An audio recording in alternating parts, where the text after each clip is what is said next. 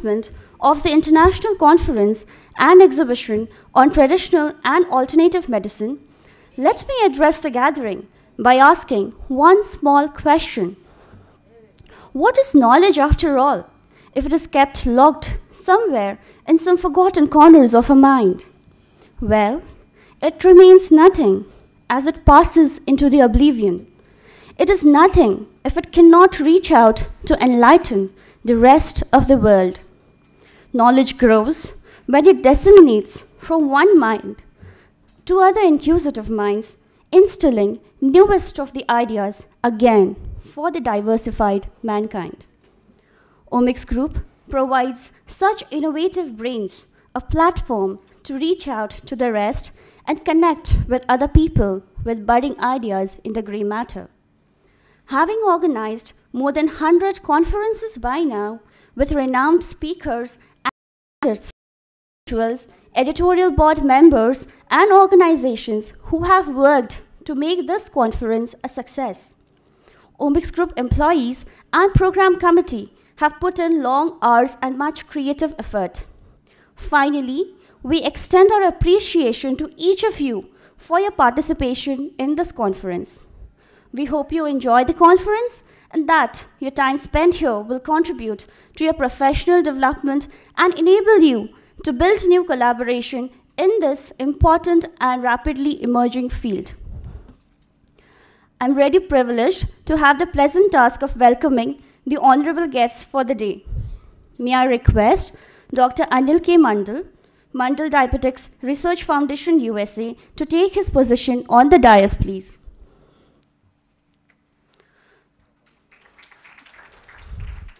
Dr. Anil K Mandal completed his MBBS at the age of 24 from Calcutta University in India. He received his nephrology training at the University of Illinois, Chicago, and has done extensive research on hypertension, diabetes, and kidney disease. He has published more than 200 papers and abstracts, as well as 12 books. He has been a visiting professor in 24 countries, including numerous times in India, and is a courteous clinical professor of the University of Florida. Thank you for gracing this occasion, sir. I would like to call upon our next honorable guest for the day, Dr. Mohammed Khan, Synergics Consulting, Canada. May I please request you to take your position on the dais, please.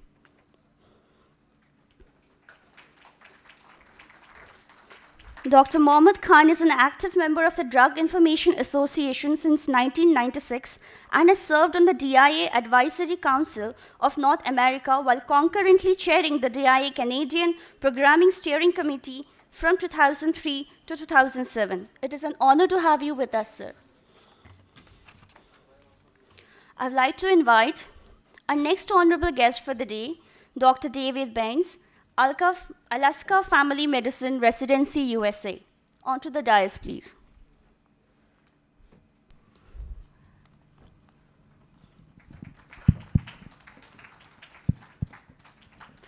Dr. David Baines has been president of the Association of American Indian Physicians and has chaired the ad hoc committee on minority populations at the National Heart, Lung, and Blood Institute at the National Institute of Health, NIH.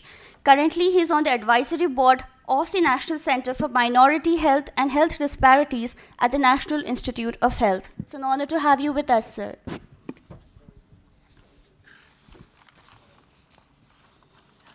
I would like to call upon our next honorable guest, Dr. Nurolaini Kifli. May I please invite you on the dais, please. Dr. Nurolaini is a registered pharmacist in the UK and a member of the Royal Pharmaceutical Society in Great Britain. Since 1999, she has published papers in reputed international journals. Thank you for gracing this occasion, ma'am. It gives me immense pleasure to invite Dr. Srinivabu Gedala, conveyor, Traditional Medicine 2013, founding director, Omics Group, to take his position on the dais. Omics was founded at the end of 2007 As a young PhD scientist at Andhra University, Dr. Srinivabu Gedela experienced a lot of problems regarding getting access to relevant literature from different sources. And this concept of making scientific literature public basically has roots to the bitter yet true experience. On 9th October 2007, he received Young Scientist Award from HUPO, where he explained the problems that young scientists face in getting relevant literature, especially scientists based in developing countries. I would love to quote a proverb here which is very apt for him. Nothing great will ever be achieved without great men, and men are only great if they are determined to do so. Thank you for your presence, sir. May I please invite Shreya Gupta for the felicitation, please.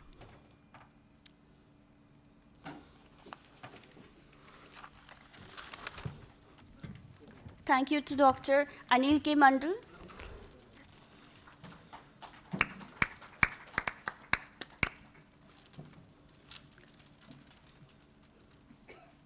We would like to thank Dr. Mohammed Khan.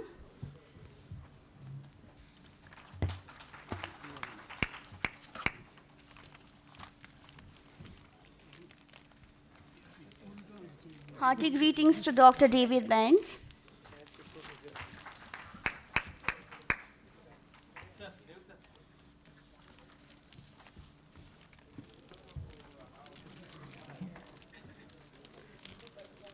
Greetings to Dr. Nirolaini.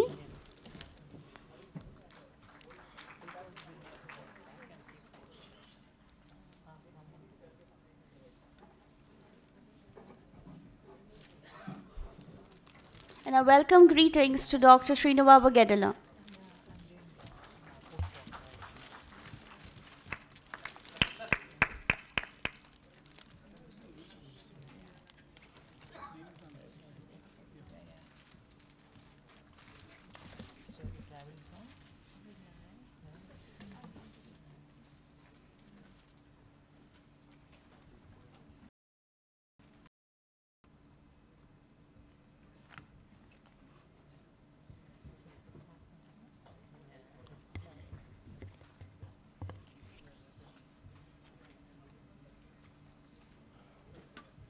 That's okay.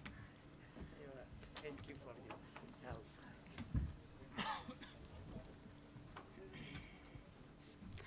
I would like to request each of our honorable guests to address the gathering with the theme of the conference. To start with, may I call upon Dr. Anil K. Mandal to give a few remarks on the importance of the subject and the theme of the conference.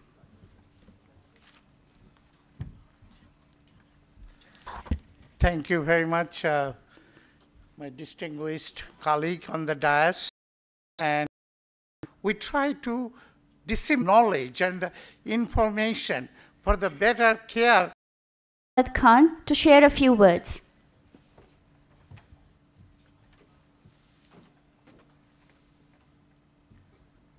Good morning, ladies and gentlemen.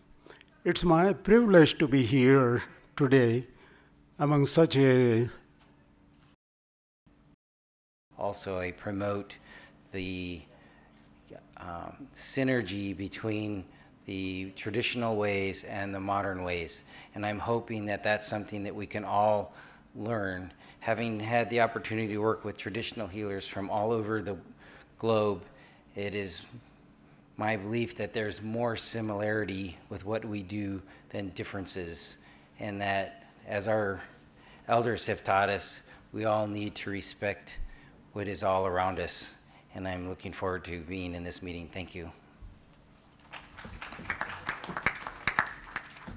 Thank you, sir. May I now invite Dr. Nirolaini Kifli onto the podium for a few words, please.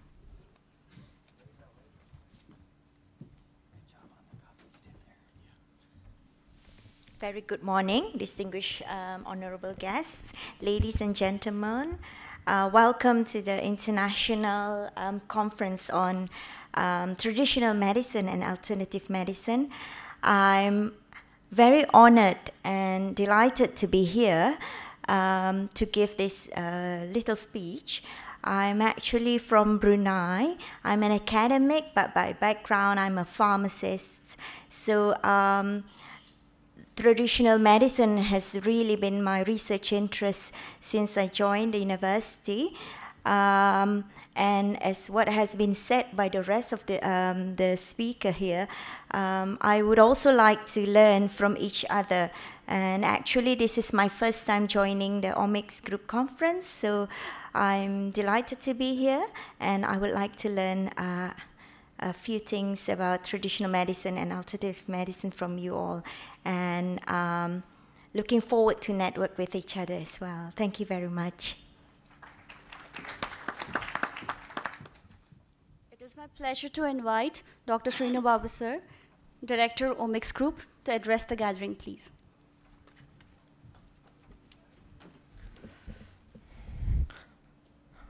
Respected dignitaries on the dais, off the dais, a very good morning to you all, and welcome to the Traditional and Alternative Medicine 2013.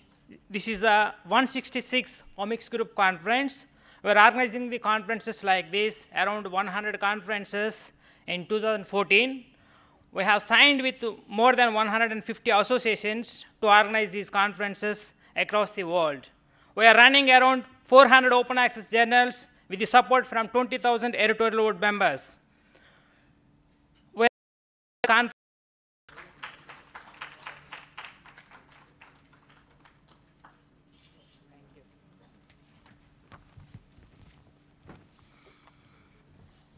Thank you.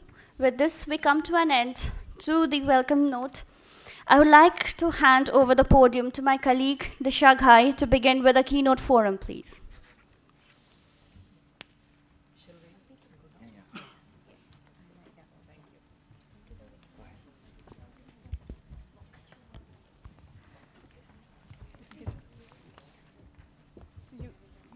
I'll just announce your name. Oh, okay. And then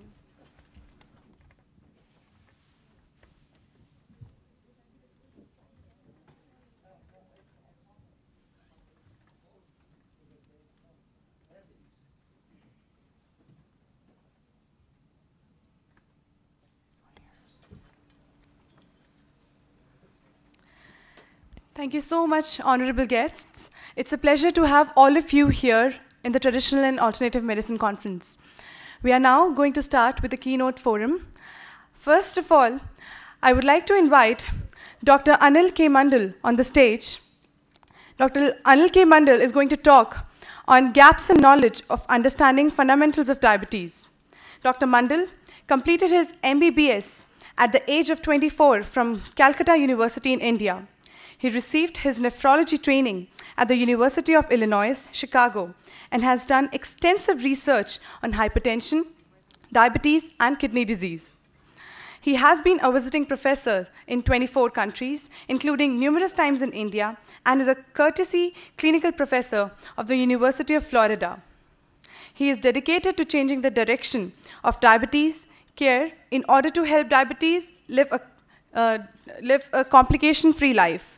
Thank you so much. I kindly request Dr. Mandal to please be on the stage.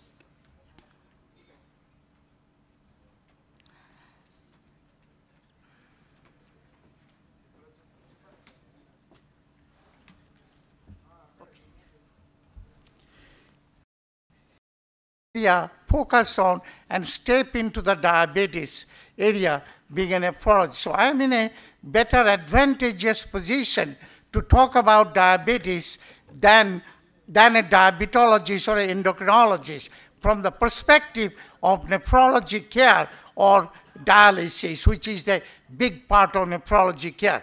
So I commonly ask, as you can see, the commonly asked question as soon as the diabetic patient comes to my office, doctor, do I have to go to dialysis? And this is a very common apprehension among the patient with diabetes, that they have to go to dialysis or they undergo amputation. So my answer is, as you can see, why this question emerged? Because too many patients with diabetes are developing end-stage renal disease or ESRD and entering into dialysis.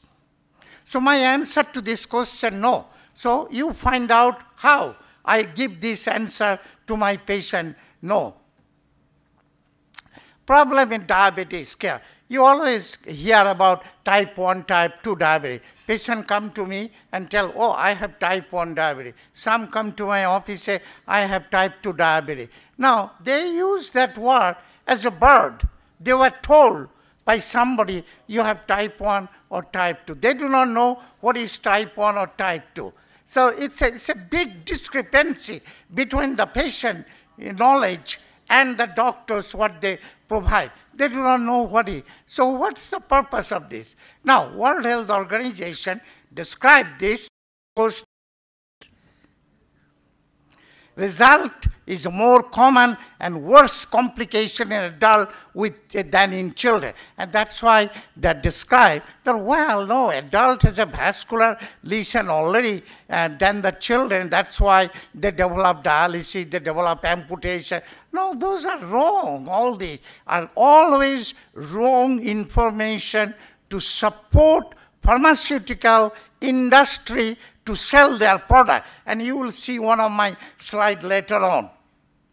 Okay, here is a look at 21-year African-American female, 86 pounds. She lost weight a lot. She had diabetes since age 15.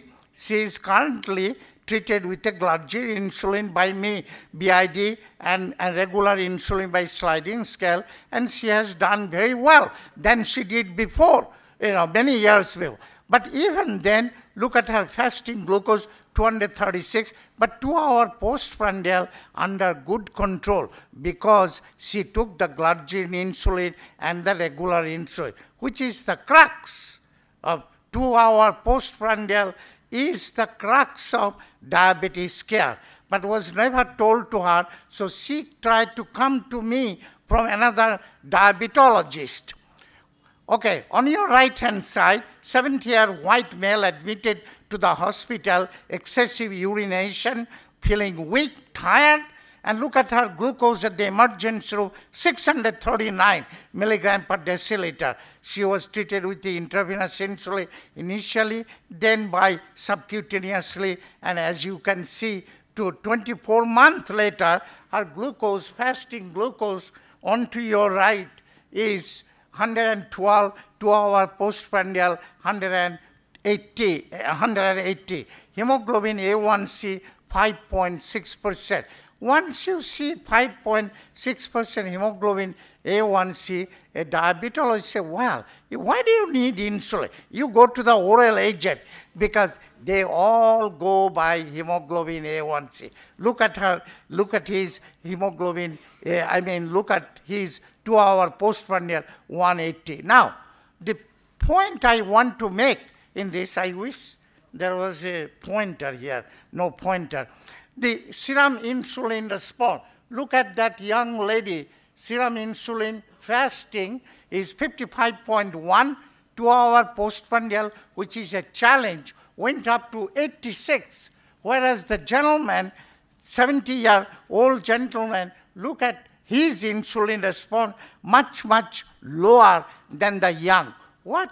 That's what most diabetologists will tell. Well, type 1, you have no insulin response. Type 2, you have a big insulin response. These are all wrong information given to the patient to help pharmaceutical company sell their product. Okay, so the question is, who has type 1 diabetes? Does patient A or patient from NIH? By you can see 1979, 2 hour postprandial glucose greater than 200 or 1 hour, you can say also use 1 hour, but 2 hour is the best. 1 hour glucose greater than 200 milligram per or 11.1 millimole per liter. That's the National Diabetes Data Group published that in 1979. 2 hour post-challenge glucose equal or greater than 200 or 11.1 millimole per liter is the key for diagnosis of diabetes. So in order to help patient, I don't use too many numbers like American Diabetic Association. Less than 200, more than 200. Anything glucose over 200 milligram or 11.1 millimole is diagnostic of diabetes. Now, I don't want to dwell too much on this table. All I want to show you the 2-hour postprandial. Take a look at how sensitive, 97% sensitivity. What that means? That you have a 3% chance that you may miss a diagnosis of diabetes. Whereas, look at the fasting glucose. Sensitivity is such a lower, no matter what number of fasting glucose you take. What happened? All you give metformin, a patient come in with 150 milligram glucose and you put on metformin, glyburide and so on and on. There are all these oral agents. They eventually develop overt diabetes and develop complications. Take a look at this patient. 66 years African American female came to me 2010, October 2010 with the itching in the private area. And she was told she had type 2 diabetes. Typically, I hear every day in my office. She was prescribed glimepiride, which is like a glyburide, metformin, metoprolol for blood pressure control, and lisinopril, most dangerous drug that almost invariably will lead to renal failure sooner or later. I have plenty of data on that. Blood pressure 172 and 2-hour postprandial 390. So, is it not that the previous doctor were doing something wrong to this patient? If she did not come to me, she would have ended up in dialysis already, because all they will be hearing, now you're get ready to go to dialysis. So at this point, I discontinued metformin, glimepiride, and put her on glargine insulin. Her follow-up are all one. I think no outcome. You have to focus on an outcome measure. I'm a big nephrologist, so my outcome focus is kidney function. So what is the reality? Diabetes. And why documentation of diabetes fundamentally important? Postprandial hyperglycemia. You have to document diabetes. Robust association between 2-hour postprandial hyperglycemia and cardiovascular risk. Epidemiologic studies showed the continuous graded relationship between cardiovascular death and 2-hour postprandial glucose challenge. Now take a look at this. Because of the controversy, fasting versus 2-hour postprandial, we innovated called D-glucose, 2-hour postprandial minus fasting as shown there. D-glucose obviates the dilemma between fasting, validity of fasting glucose and 2-hour postprandial glucose. And we find excellent correlation with the renal function parameter as shown here. You can see the dashed line are greater than 200, dotted line are less than 200, and continuous line are the all patient. The all 56 patient shows those with a greater than 200, their serum creatinine. Oh, thank you.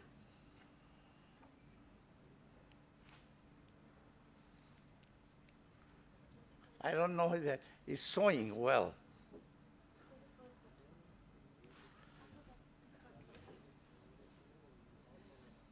Oh, this one. Okay, now I see.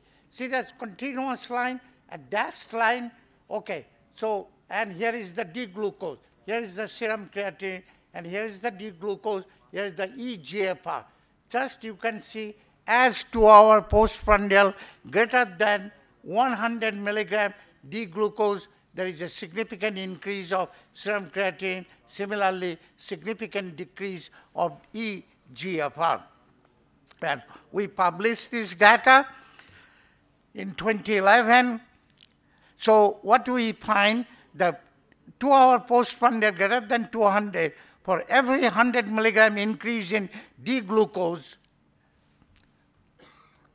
serum creatinine increased by 0.11 milligram per deciliter, and DEGFR decreases by 3.73 milliliter per minute. Those with less than 200, there is an insignificant change in serum creatinine or eGFR. Our own study shows that over-enthusiastic use of angiotensin-converting enzyme inhibitor, I do not know how many of here are clinicians, I suspect many are clinicians, over-enthusiastic use of angiotensin-converting enzyme inhibitor or angiotensin receptor blocker as renoprotective therapy, unfortunately, these drugs lead to end-stage renal disease. Chief of nephrology at the University of Florida, I go there, I'm a faculty there, showed me how the number coming down, eGFR dropping. And in fact, Fresenius, which is a big dialysis corporation, I get the memorandum, although I am not involved with them, but I get a memorandum because I admit my patient who required dialysis, that when the eGFR down to 30, you inform the patient that you have to get ready for dialysis. When it is 20 ml per minute, you tell the patient you have to get your fistula access for dialysis. But why? Why that happened? Because they are getting big time lisinopril.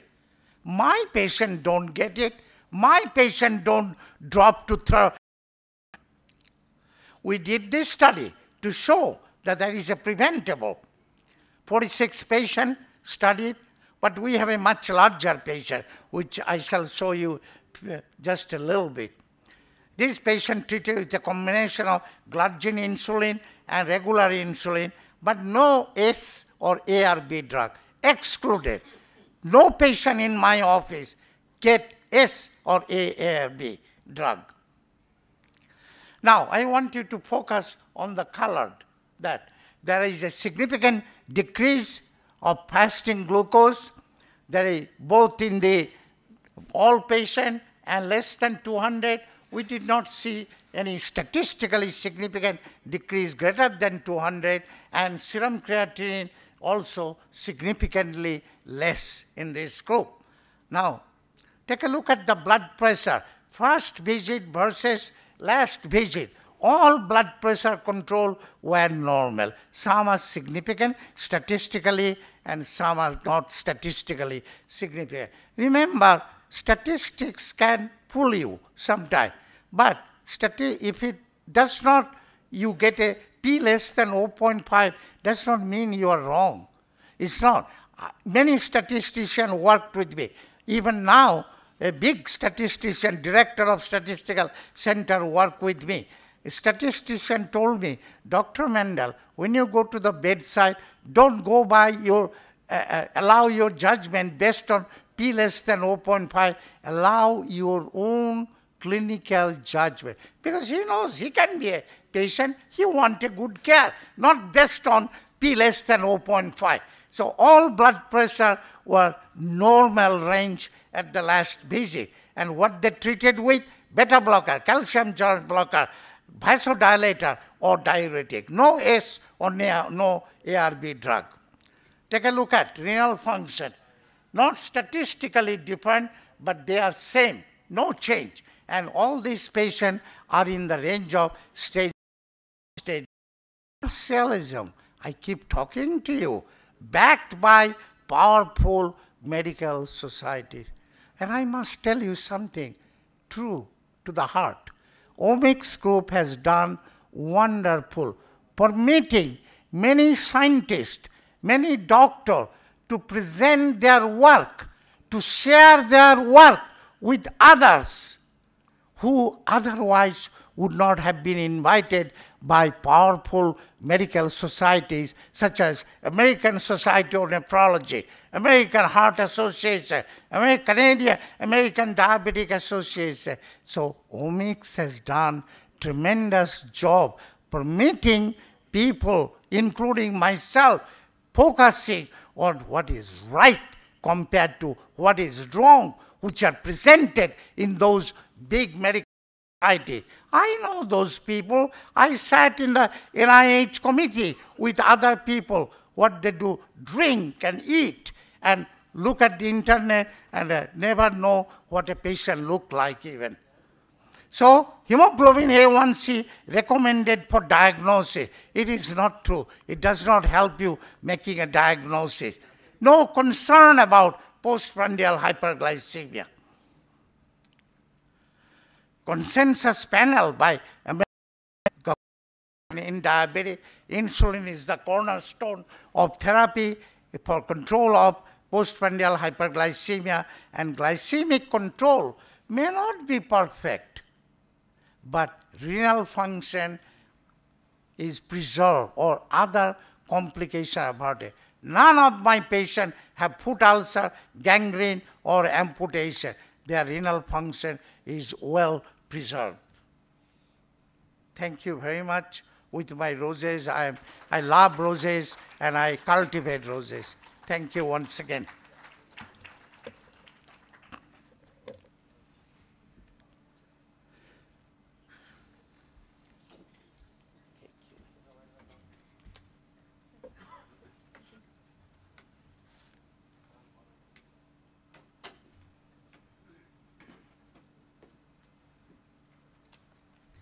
Thank you so much, Dr. Mandal. That was indeed a great presentation, a very, very informative presentation for all of us.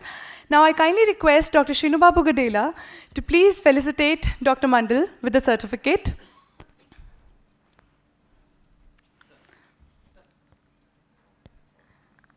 Please give them a big round of applause.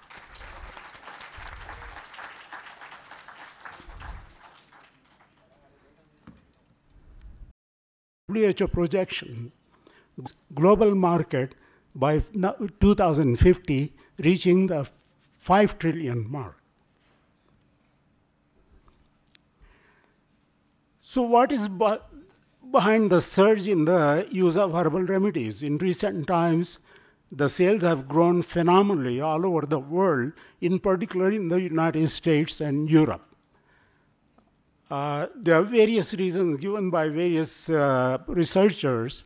For example, a pervading sense of skepticism about modern medicine within the society. Most people belonging to the yuppie generation, the modish young, they feel modern medicine doesn't serve the purpose. They are looking into the roots of the products when they were used centuries ago, and they think that should continue to be used. Some believe that conventional medicine are unnatural and feel that natural substances help the body build on its own resistance. There may be a point. And many consumers are motivated to try herbal remedies through a misconception that these are inherently safe. We will explore this point when we reach to the safety level of the presentation. Another probable factor involves the influence of the expanding cultural diversity within the North American population, with different cultural groups practicing different customs involving traditional medicine. For example, when I went to Canada some 40 years ago, the population of the city of Toronto was basically white, almost white. Browns and blacks, they were hardly to be seen. But now has come a time that you see tremendous amount of Chinese people, tremendous amount of South Asian people, tremendous amount of Arabian people in Canada. So the cultural diversity is changing the scenario, and because of this change, people are bringing their cultural roots in terms of usage of medicine as well. So that's one of the reasons why herbals are on the growth. And according to JAMA, the Journal of American Medical Association, 1 in 5 individuals taking prescription medications also take herbal remedies as supplements. So the big question arises, Are these herbals really effective? Well, at least the history seems to tell us, yeah. If we look back into the history, Egyptian medicine, it's almost 3,000 years old. Traditional Chinese medicine has its roots in 2900 BC, and it is to date very active. Ayurvedic medicine around 800 years old, and it's again very active in India. Almost 80% of the Indian population, according to my information, uses Ayurvedic medication and serviced by Ayurvedic doctors. Greek medicine, 500 BC, and as Unani, which is the term for Greek in Arabic, Unani means Greek. It is active in South Asia and to date. Ancient Mesopotamia, 300 BC. Apart from Mesopotamia, Aztec, Mayan, and Inca medicines, they all have herbal usage. Let us focus on efficacy. Around to him, and he should get good level of pain control. At the same time, he should be anesthetized so that he doesn't feel the trouble of the pain of the operative procedure itself. So one of the major contributions is towards the evolution of surgical anesthesia in poppy as opiates, in management, and karari for muscle relaxation. And based on the IMS top-line industry data, narcotic analgesics, which are opiate derivatives, they ranked among the top 15 global therapeutic classes with 2010 sales based on IMS actual figures equaling $12 billion. So it's a lot of contribution that the herbals are making to modern medicine. The discovery of a species of trillium, which is Mexican yam, as the cheap and abundant source of steroid synthesis, created the hormonal contraception revolution. The story goes, a young man by the name Russell E. Marker, he used to work for Rockefeller Institute in 1928, and he worked there for almost 7 years. Then he moved to Pennsylvania University in the teaching job and also research job, where he started focusing on cheap source of production of progesterone.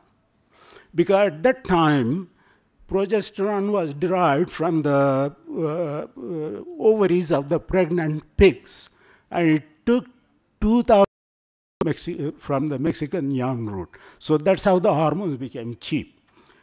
Now, other drugs which have been efficacious from the therapeutic classes of herbals are paclitaxel, which is derived from the bark of the Pacific yew tree and was approved in 1994 as a treatment for breast cancer.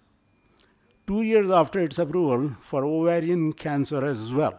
So it is being used both for the treatment of breast cancer and ovarian cancer. The drug inhibits tumor growth and is also widely used as for a variety of cancers as well. The next discovery of modern times among the herbals is the new class of anti-malarial drugs. These are developed from the plant called Artemisia annua, which has been used in China for almost 2,000 years for the management of malaria as well as fever. But now, by synthesizing artemisinin from Artemisia annua, we are able to treat resistant malaria, because malaria has become resistant to almost available. Is going to be a monumental and perhaps impossible task, which is the fact of life. This is interesting. The Journal of American Medical Association back in 1955, they published a research article which went to state when it is considered that placebo preparations administered to humans will produce a desirable therapeutic effect in approximately 30 to 35% of the subjects. So if you are giving to 100 individuals with a disease state, 30 or 35% receiving placebo with no action at all will get the benefit. One might suggest that therapeutic effect would be achieved through use of medicinal plants, whether or not they do contain biologically active constituents.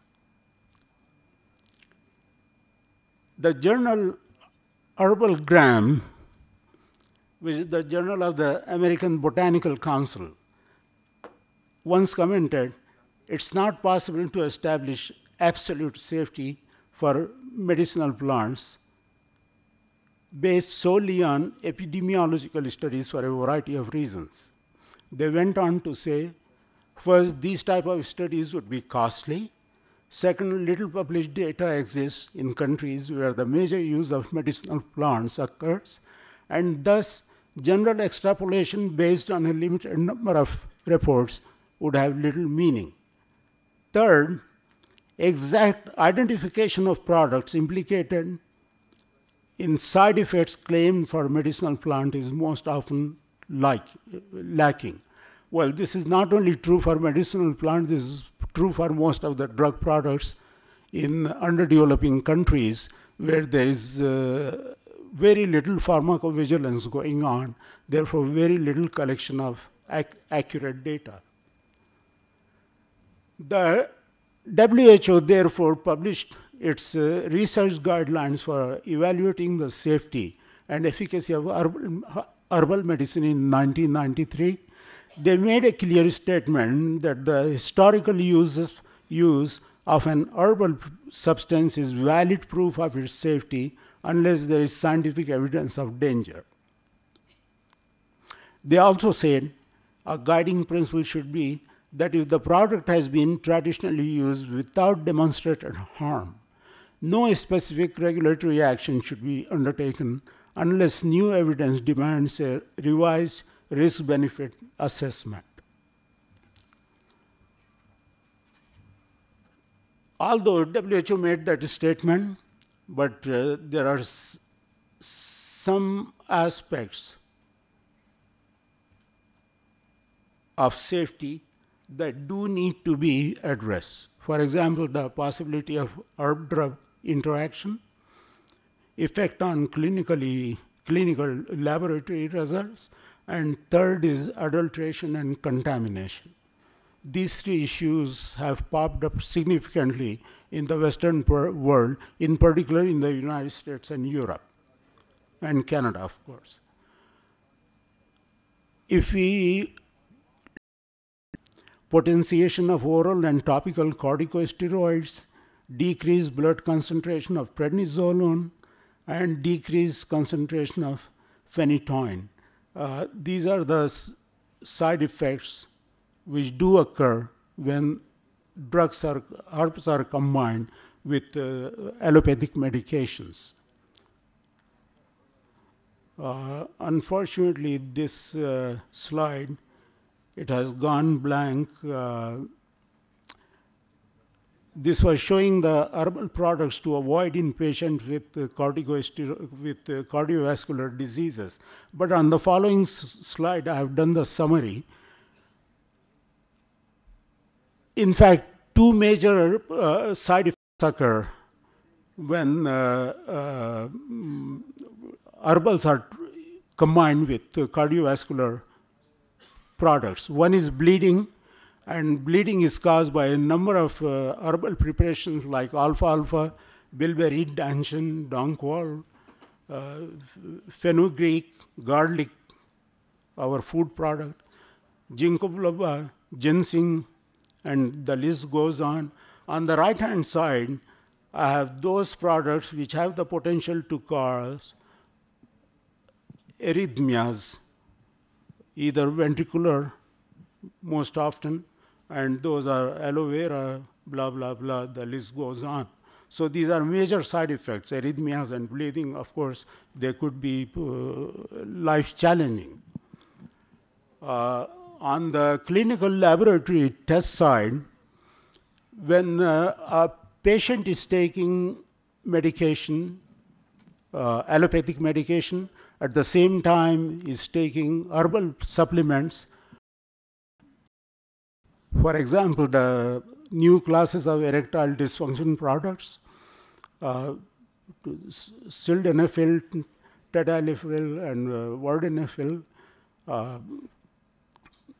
these have been found to be present in traditional Chinese medicines in a quantity of 30 to 19 milligram per tablet.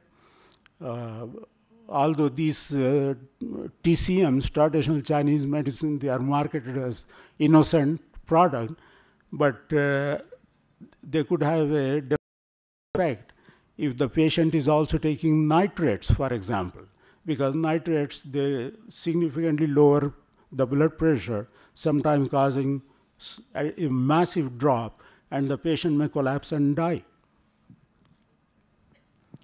Heavy metals, these are, of course, deliberate constituents in the Indian remedies, traditional remedies like Ayurvedic. And although the modern medicine has been condemning it because of the very detrimental side effects of heavy metals, but the Indian scholars, to the best of my knowledge, they still continue to defend their field, saying that they should remain part of the Ayurvedic medication. Heavy metals, not only in Ayurvedic, but they have been historically also part of the allopathic medications. For example, arsenic, antimony, bismuth, silver, gold, and mercury, these have been combined in various preparations. Arsenicals and mercurials and gold compounds, they have been available until the late 20th century.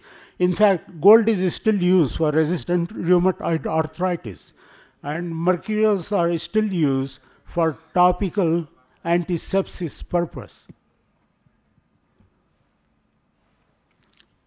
There's an interesting story about antimony.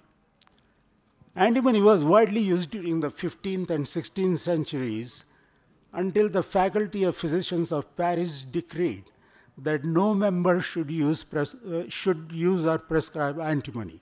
So in effect, they said it is a banned drug now. But in 1657, King Louis XVI of France, he fell ill. He had royal physicians who were treating him, but the condition would not improve.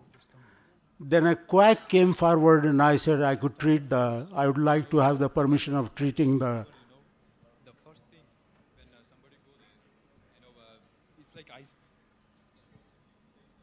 Okay. Medicinal properties of heavy metals are not debatable.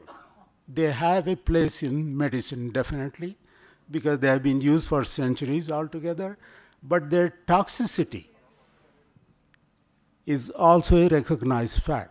So the toxicity part, this was not given any heed in the past.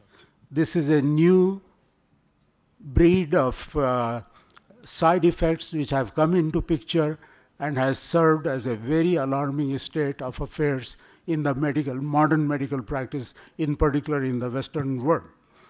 We know that based on current science, risks from their use outweigh the benefit. That's a fact.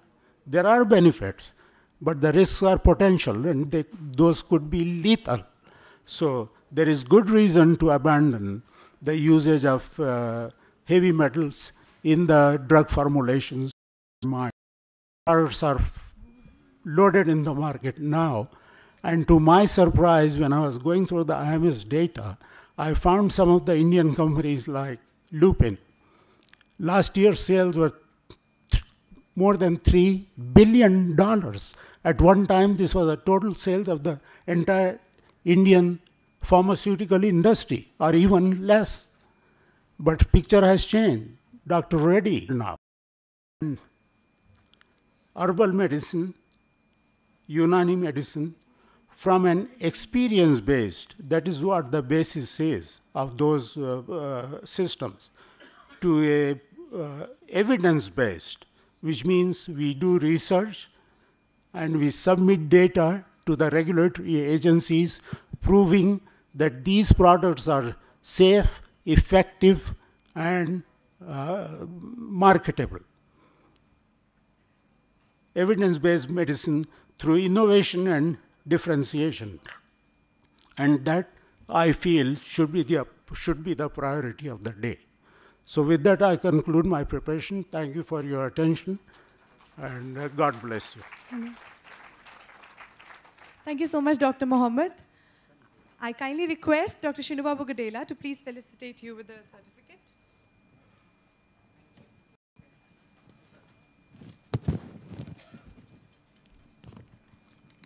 Thank you for such a wonderful presentation. Please give them a big round of applause.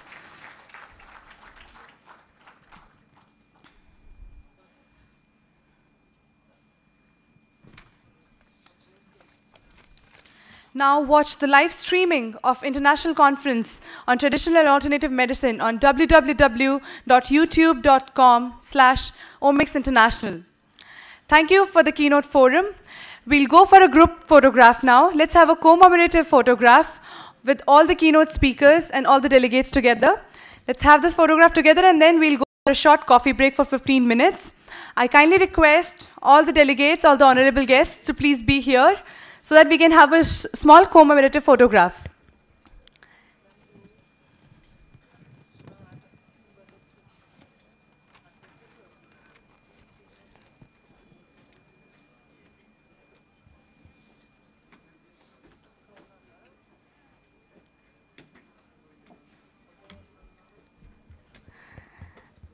I request Dr. Mandal, Dr. Mohammed, Dr. David, Dr. Nurulaini Kifli, and Dr. Shinubabu sir to please be on the stage, and all other delegates to please be near on the stage so that we can have a photograph.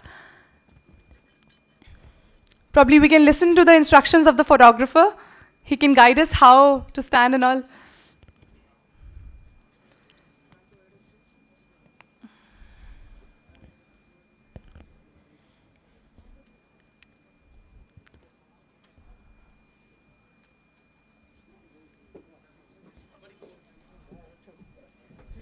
We can have few guests on the stage as well.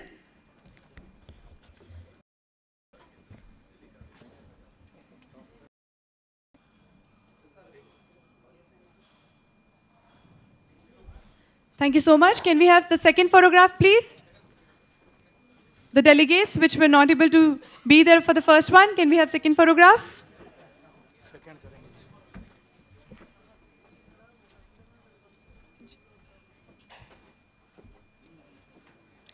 Don't worry, we can have third as well. Just don't worry, we'll have photos.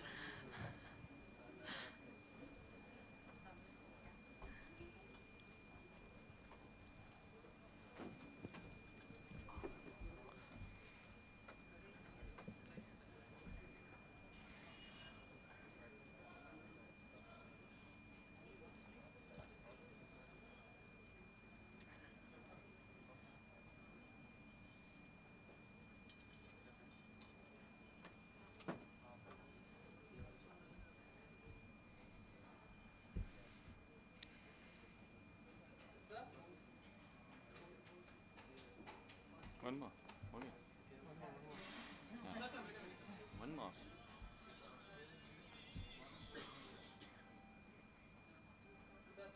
Yes.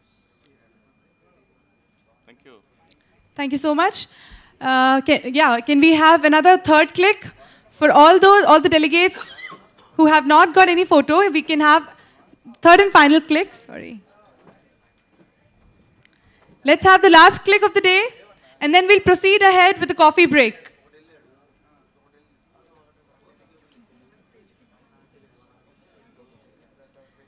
Few guests can be on the stage. This is the third and the last click. Few guests will be disappointed otherwise. We'll have last click, another one, and then we'll proceed further with the coffee break. The last click, whosoever was not able to get a photograph done, we can have one.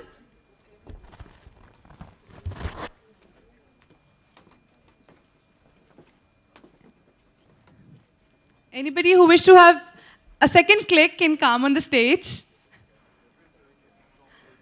Yeah.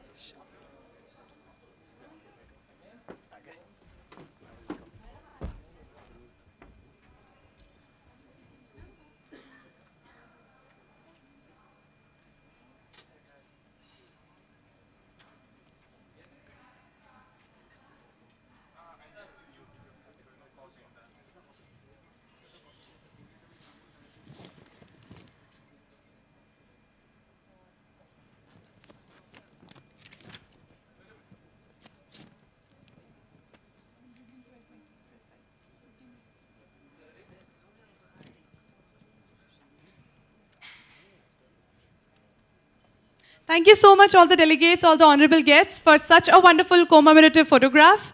We'll proceed further with the coffee break. We'll have a short coffee break for 15 minutes, and then we'll resume the session at 12:20. I kindly request all the speakers to please submit their presentation to me here so that we can be ready beforehand.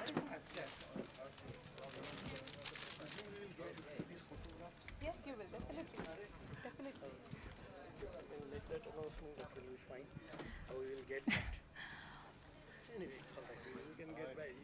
Yes, we'll definitely meet you. Sir, you need some help? Yeah, I get down if you can get somebody being a little tea. I can help you. Just a minute, sir. I'll just help. Can you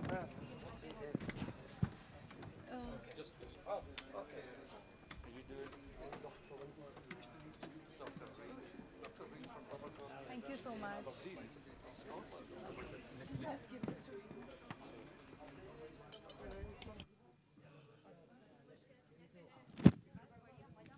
The presentation? There's only one file on it, so it should be.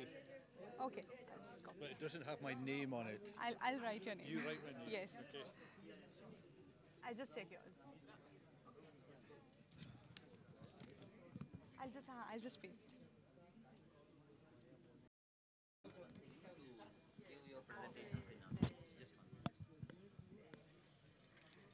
Another short announcement. Those speakers having their presentation in Azure 2, please submit your presentations in the second hall.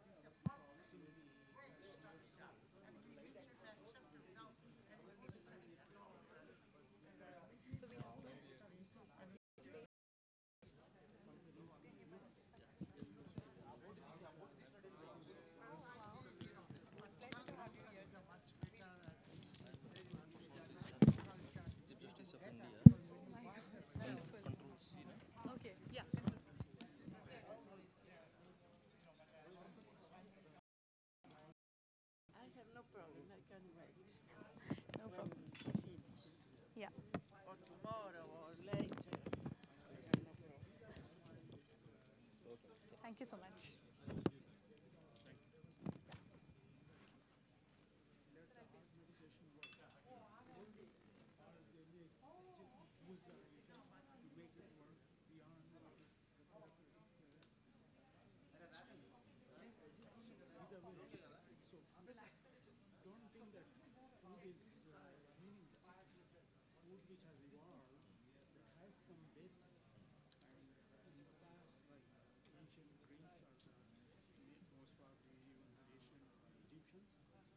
found the benefits from these everyday use substances if they continue to use it. Garlic pills started appearing on the market 30, 40 years ago.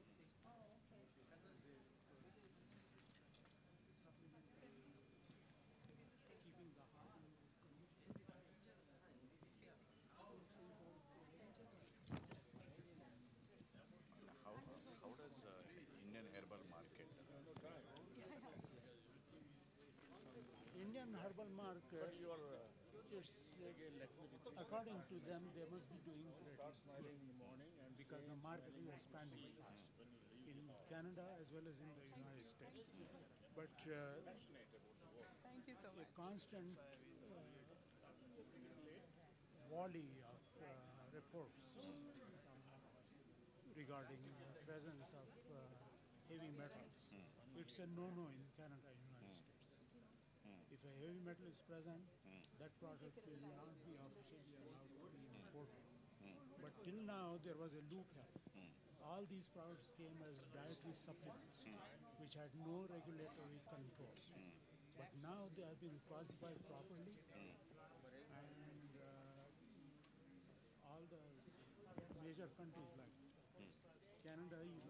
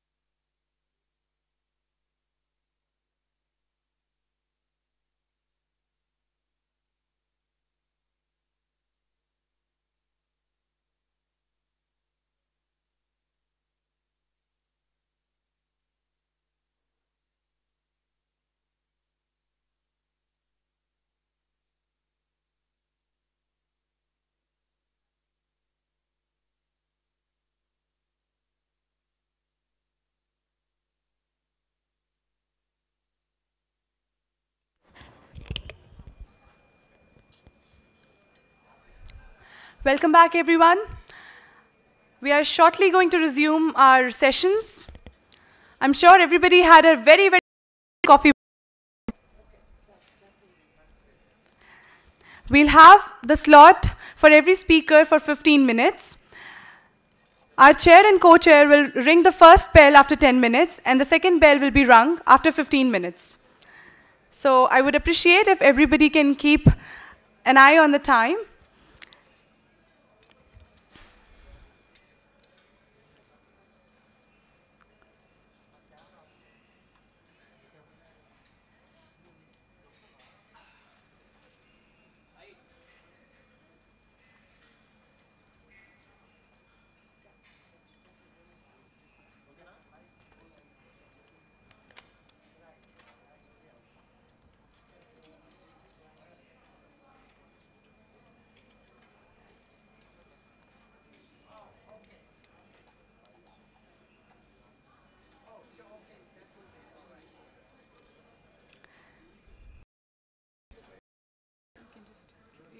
Okay. Welcome here. My talk, actually our chairman and co-chairman emphasized on the outcomes measurements, and they have forcibly did so even before my presentation. Way back in 1990s, I think most of you are not born, I was trying to focus on the outcomes research. I was in touch with one of the FDSP officer, he's I think associate director of FDA. I told him, sir, I'm looking for a PhD project, quality of life measurements. And he said, Rao, either you're an idiot or a scholar. But that is 1990s. And I said, no, I don't want to be an idiot, sir, but I want to be a scholar. And he said, FDA didn't even start to measure these quality of life measures, even the cancer patients. What are your subjects? I told him my subjects would be hypertensive subjects. Way long you have to wait out to get your work recognition. In 1999, only the FDA released documents on the patient-reported outcomes, 9 years after. And India, it has not even taken off. It's good for me. But anyway, what I would try to do is, unless we back up the alternative medicine with the outcomes measures, we may not be a competitive in future. Let me start with a good quote.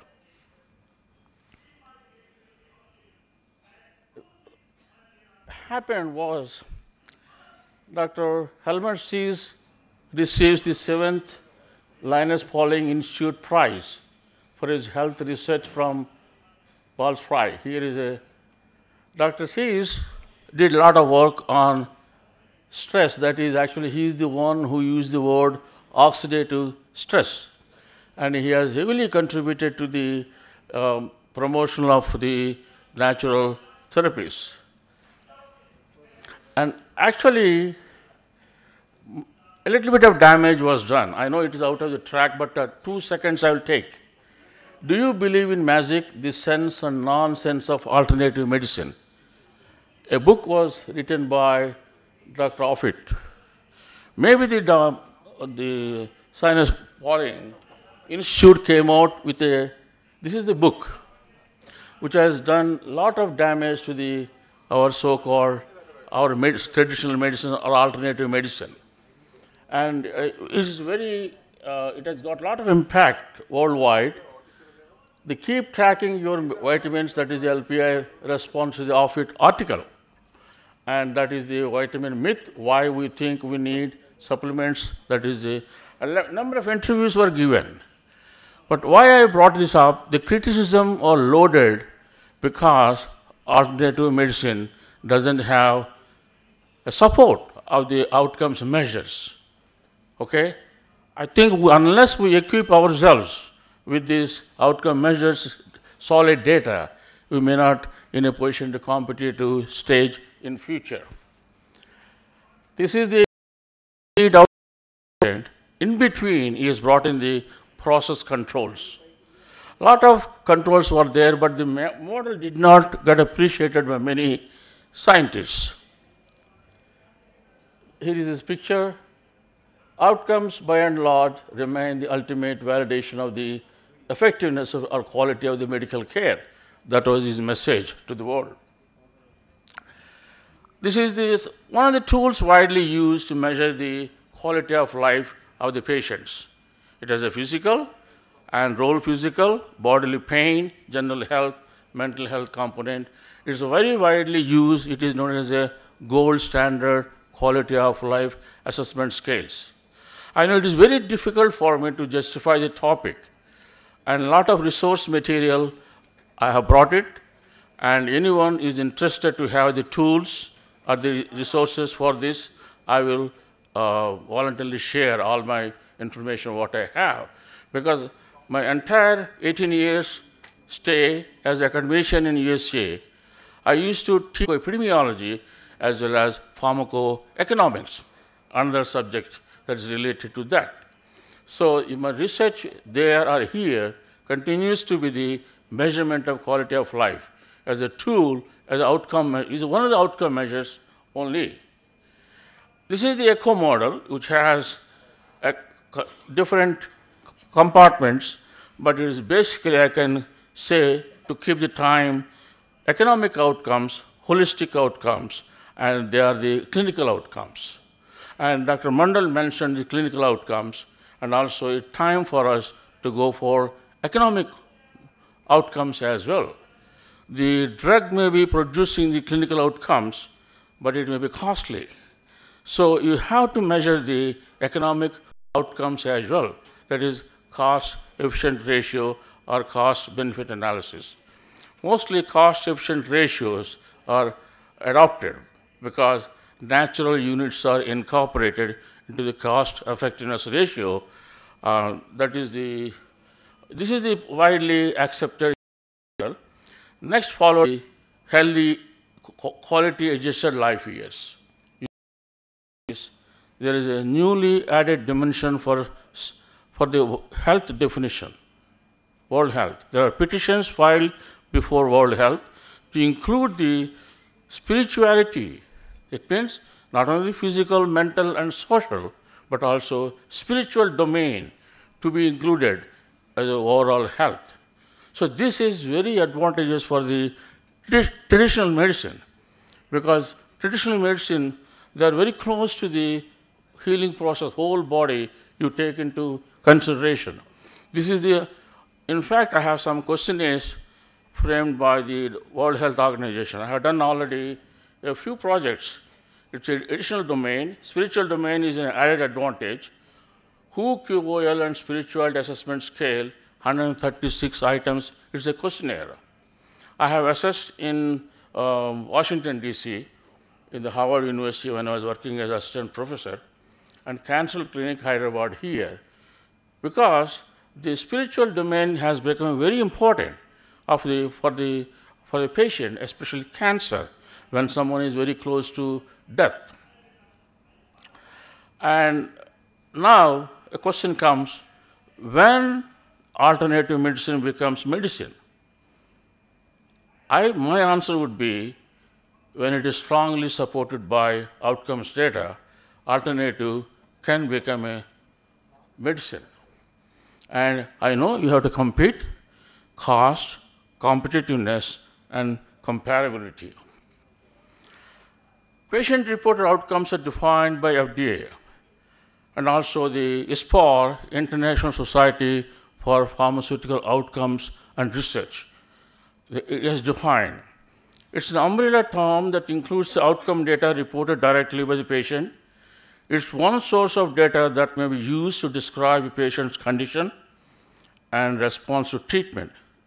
It includes outcomes as global impressions, functional status, well-being, symptoms, and health-related quality of life, satisfaction with the treatment, and treatment adherence, that is, compliance to treatment. Now, this is a FDA I looked at this figure from the FDA document, which is available internet, www.fda.gov. It has framed the how to design patient-reported outcomes for your own disease or for your own specialty where you are interested to investigate. And it has different guidelines, different stages, how to come up with your own PRO, patient-reported outcomes instrument. Now, this is I'll come to it. Evidence-based medicine, as Dr. Mandal mentioned, as well as Dr. Khan mentioned. That's what we need, and for that you need outcomes data. Now, Economics Nobel Prize 2013 was awarded to the three economists, Feynman, Hansen, that efficient market hypothesis. And Robert Schiller is the irrational exuberance, is just opposite, behavioral economist. It's a divergent views are rewarded by the Nobel Committee. There are two opposite views, but three scientists were rewarded despite they have the divergent, conflicting opinions. Same case is the chemistry, Newtonian chemistry as well as the quantum physics.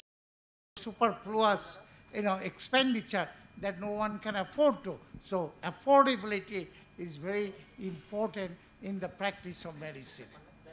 And I think another momentum is going on in the US is the comparative clinical effectiveness research. Comparative clinical effectiveness research means the traditional medicine can compete with the mainstream medicine, provided you submit data. NIH promotes the research, comparative clinical effectiveness research programs internationally. So it is time for us to compete the mainstream medicine with our proposals backed by economic data.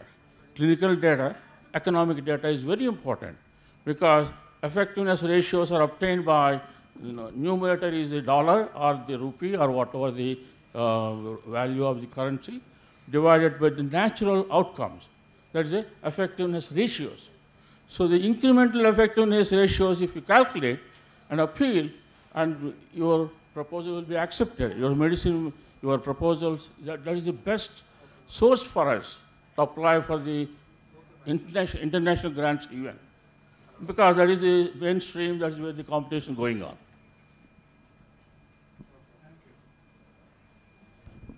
We can take a few more questions from the audience. If anyone would like to ask questions. Yeah.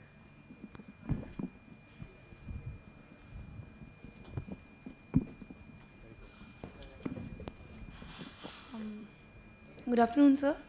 I just wanted to know that in these models which you were referring to, ECHO model and the QL comparisons, the results which we get, the outcomes, are they quantitative? Yeah. Quantitative, or how are they optimized? The quantitative measurements, because you are taking the clinical measurements, whatever is there. Yeah. If it is a blood pressure, it is a systolic, diastolic measurements.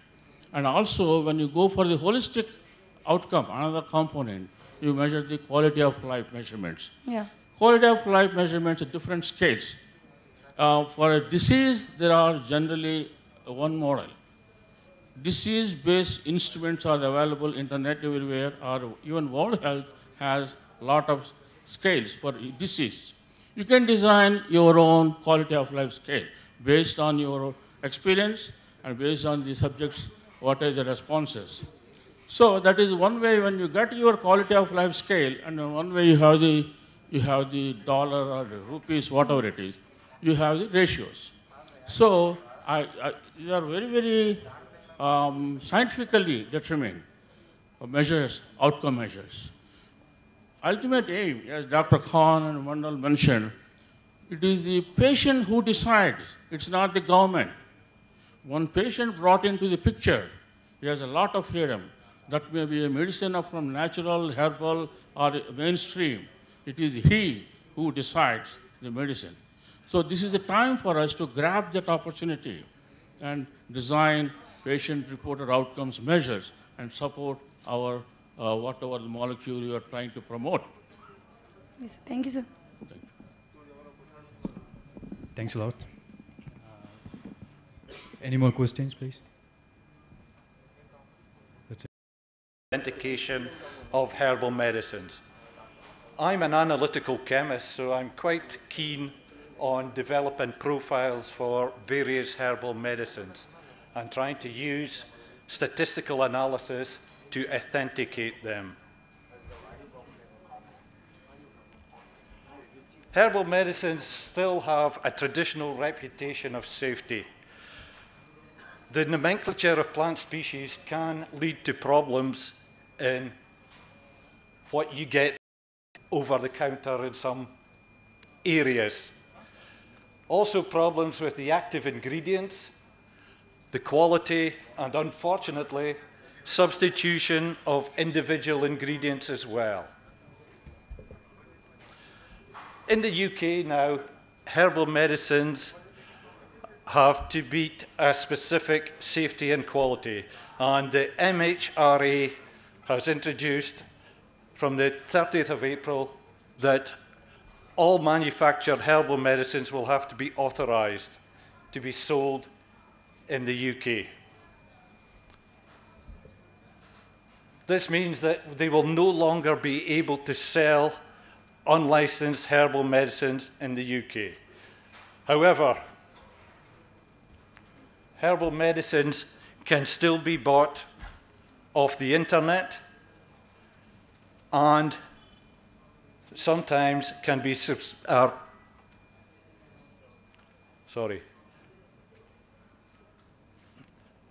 there are some weaknesses in the public health protection given by this regime.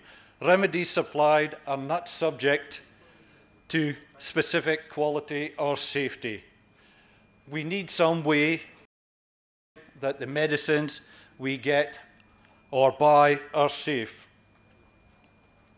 I'm going to be talking mainly about a specific genus of plants, namely Scutellaria. This is sometimes known as skullcap. And we bought various samples of Scutellaria from locations around the world, and the medical uses of Scutellaria are as follows. Used as an anti-inflammatory, antioxidant, anti-cancer, antiviral, and antibacterial. My main aim was involved in the Amoena Scutellaria bicalensis, an authentic samples by applying a pressure, and as you'll note there, quite a long time. Normally, capillary electrophoresis only uses a very small time. Our detection we do at supervised or supervised. Unsupervised means, first of all, you have no knowledge of your samples. And in our analysis, we are going to focus on hierarchical cluster analysis, HCA for short. Once we know the groupings, or when we know the groupings that they have, we can apply another technique, this time called SIMCA, Soft Independent Modeling of Class Analogy. And this is going to allow us to make predictions. For all the samples, we need to get some statistical analysis for them. We have to make 10 extractions of each sample to give us some variable data. As we said previously, no attempt was made to identify individual components. So none of the bicolin, bicholine, woganin were actually measured essentially. We measure relative migration times and relative peak area using the internal standard flavon, and we noted 20 weeks. Unfortunately, it didn't all fit. One of our samples actually matched up with Scutellaria lateriflora instead of Scutellaria bicalensis. As I said, we can adjust the similarity. This time, this figure shows you we have got 4 groups. and they can match up to samples bought in various locations. So the Thailand samples were all clustered together. Samples purchased in Malaysia and Glasgow also matched up. The unfortunate information we didn't have at this time was where the samples were grown, when they were harvested, and their age of samples. So we could have grouped them into any amount of samples.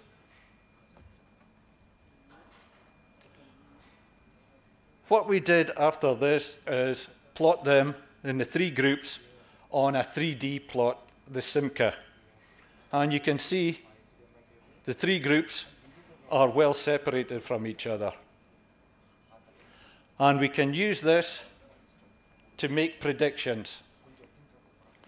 What we do is split the data into 2 groups, training and unknowns. And this training set is used to build a model which we can use then to predict what the sample class is. When we did this, we got very good predictions of our unknowns, on average 94% correct. As I said previously, one sample was actually included with Lateriflora. The sample purchased was sold to us as Scutellaria bicalensis, but unfortunately in our analysis it matched up with Lateriflora. So we may have been sold the wrong species as such. I think I'm well ahead of schedule here, so maybe good. Our conclusions and multivariate statistics was able to differentiate different Scutellaria species. The method also identified people in the wrong grouping or was sold wrong to us. Finally, it may also be possible to identify samples grown in different locations, when they were harvested, and the specific age of the components. This would obviously take quite a lot of work, and we are still continuing to analyze area yet. We have been doing work on the antioxidant side of these compounds. I have not done any of the other studies on these areas. I was only trying for the authentication and develop profiles for these 3 samples and see how we could match it up with other herbal medicines. We have worked with other herbal medicines, and my colleague will speak about them tomorrow and things on that area.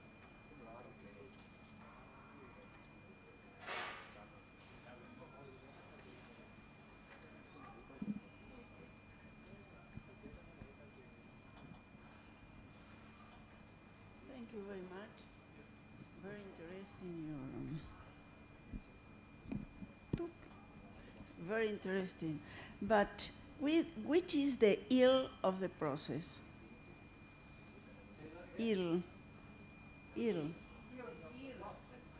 The ill of the process. Yes.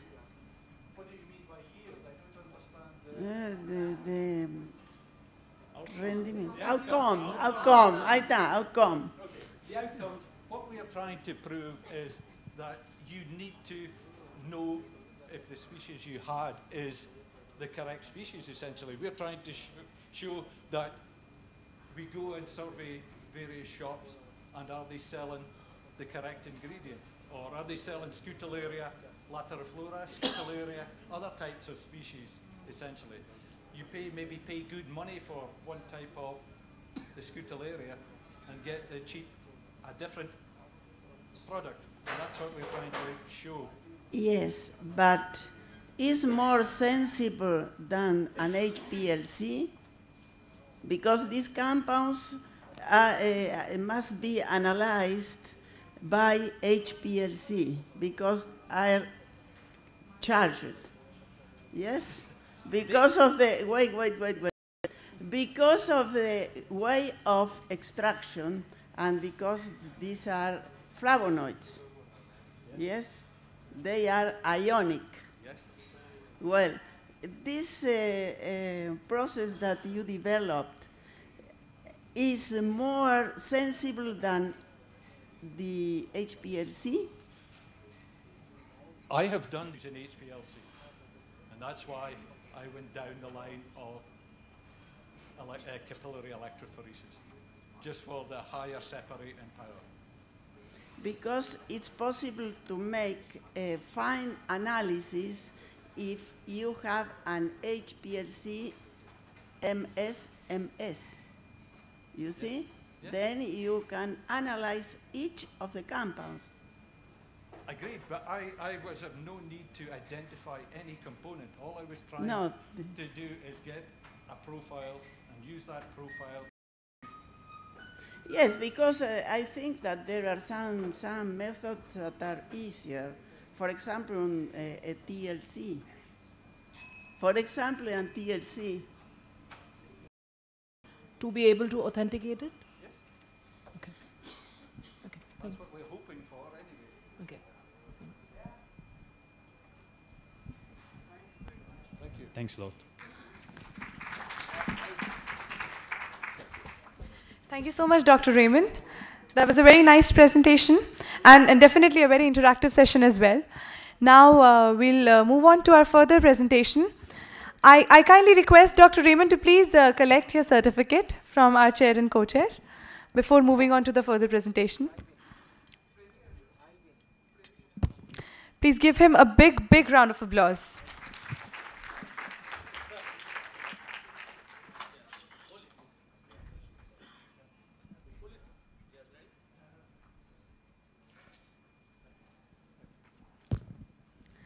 Thank you so much, sir.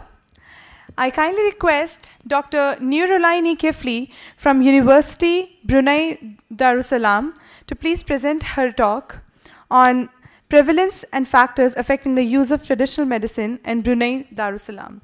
Please welcome Dr. Nurulaini.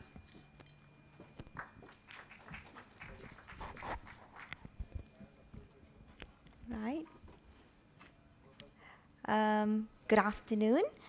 Once again, my presentation will be on prevalence and factors affecting the use of traditional medicine in my country, Brunei Darussalam. I must acknowledge my co-researcher, Zoin, and also Linda, who is a pharmacist at the Ministry of Health. Zoin is an epidemiologist, and few of recruited research assistants that we have employed during conducting this study. Right, if I bring you to where we are now, we are in Hyderabad, and where we are located, Brunei is one of the Southeast Asian countries. We are one of the ASEAN countries, surrounded by East Malaysia. It's located in the Borneo Island, so as you can guess, we are still covered with 70% of forests, rainforest. So that's the flag of Brunei, and the capital city is Bandar Seri Begawan. So we are still a small country. Our population is only 400,000. So I would like to promote more. So you are most welcome to come to my country. It is still covered by the rainforest, and we are a Muslim country, so you will see a lot of mosques. And we have been known as the Venice of the East. We still have water village, people living in the water village.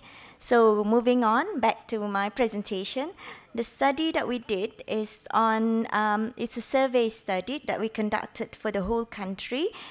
So the overview of my presentation will be introduction, aim, method, outcome of the study, and discussion, and also conclusion. So as an introduction, the use of traditional medicine and complementary alternative medicine are common in ASEAN countries, including Brunei. My colleague from the Ministry of Health, Dr. Chong, did a study on the prevalence and predictive factors on CAM. complementary alternative medicine in Brunei that has been published. But our group wanted to know about the traditional medicine. Yeah. So this is a cross-sectional study where we assess the prevalence of traditional medicine use among Bruneian, which will include the predictive factors, perceptions, and also attitudes and practice of traditional medicine. So WHO has defined traditional medicine as diverse health practices, approach, knowledge, and belief incorporating plant, animal, and or mineral-based medicine, including spiritual therapies, manual technique, and exercise, which applied singularly or combination to maintain well-being as well as to treat, diagnose, or prevent illness. We have put all this definition to our participant of the survey so that they understand what is traditional medicine as defined by WHO. Whereas complementary alternative medicine refer to a broad set of healthcare practices that are not part of the country's own tradition and are not integrated into the dominant healthcare system. Right, this is I reference this from a meeting that's been through in Manila in 2001, where they have elaborated the TM, traditional medicine use in Western Pacific region. And as you can see, it's quite common in most countries.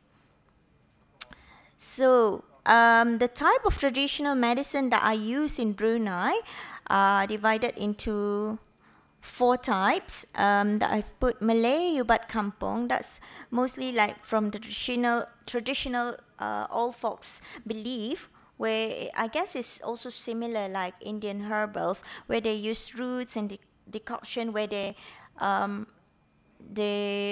boil the roots and also drink the preparation for example for well-being after giving birth, for example, yeah. And traditional Chinese medicine are coming from herbs and medicinal plants. Indonesian jamu, as you can see, our geographical location, we are more influenced towards the there's some influence from Indonesia, so some Indonesian jamu are well used as well in Brunei, and Indian herbals as well, Ayurveda. So we have classified this in our study. So first and foremost, the aim of our study is to investigate the extent of TM used in Brunei and to study the Bruneians' perceptions, attitude, knowledge, and practices on the use of TM, and to compare the practices on the use of TM with conventional medicine. Are they using medicine, so like for hypertension or diabetic? So diabetes, I mean. So they are structured questionnaire including open-ended question. We inform consent is obtained, and it consists of 27 item questionnaires. The questions consist of Malay and also English. Malay is the mother tongue language of Brunei. So demographic characterization of the respondents. Most of them are at the age of 37% at the age of 18 to 30, the red colored coded, yeah. Whereas 33 in the range of 31 to 45. So I would say the participants of the study are quite from a young age, yeah. And most of them are female, 68% of them. So I guess female respond more to questionnaire. I don't know why. Status of respondent, most of them are employed with the government. As you can see, we are a country run by the government, so most of our population are also employed by the government and less from the private sectors. And ethnicity, we have various ethnic group in Brunei. Mainly 85% are Malay, and then 15% are Chinese. So this is relates, this questionnaire, the result relates to the Brunei population.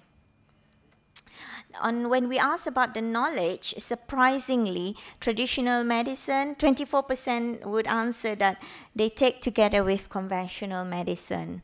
Although I will reveal later, some of them would not declare it to their doctors, which is interesting, which I believe in the presentation of our key plenary speakers will have revealed that. So it's not surprising, it's similar pattern.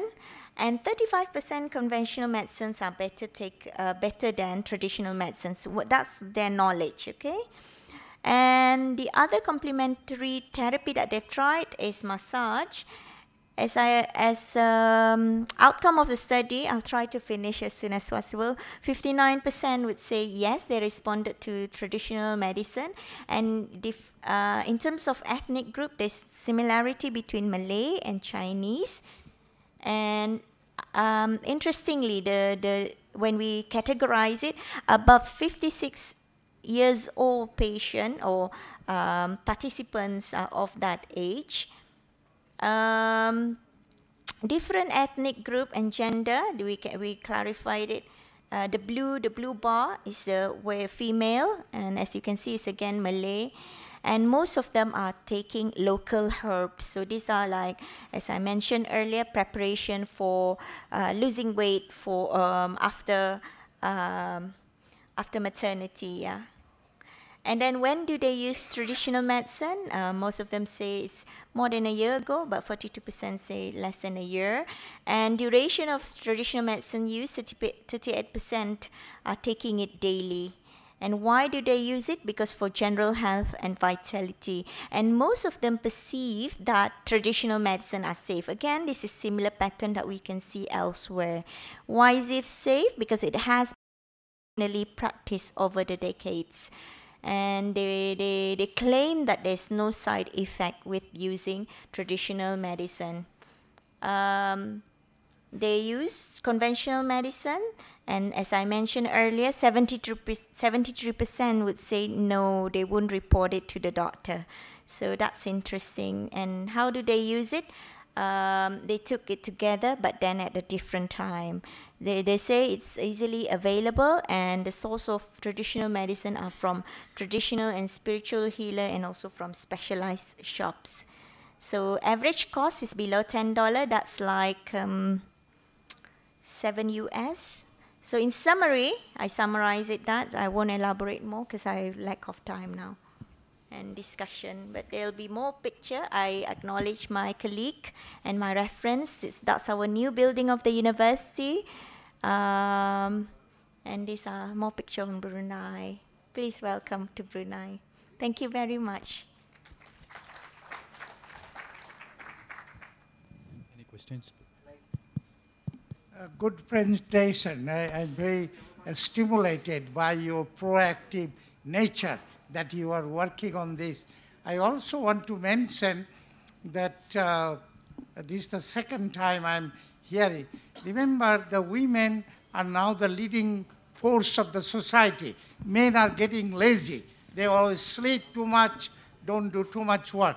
Women leading the world now. So you have shown that. As well as I saw in Warsaw, Poland last month, only that the women are less hypertensive because they take better care of the health. So my question is, it is quite common, even in US, my patient tell me they use herbal medicine and vitamin supplement, this and that. So I think it is true that many people, patient, they use supplement, but they don't tell their doctor they are. Okay. Does ask, are you taking any herbals or traditional Chinese medicine? If so, then they have a good bank of interactive drug results, and they will say, no, don't take grapefruit juice with this. Don't take garlic with this. Don't take ginger with this. They give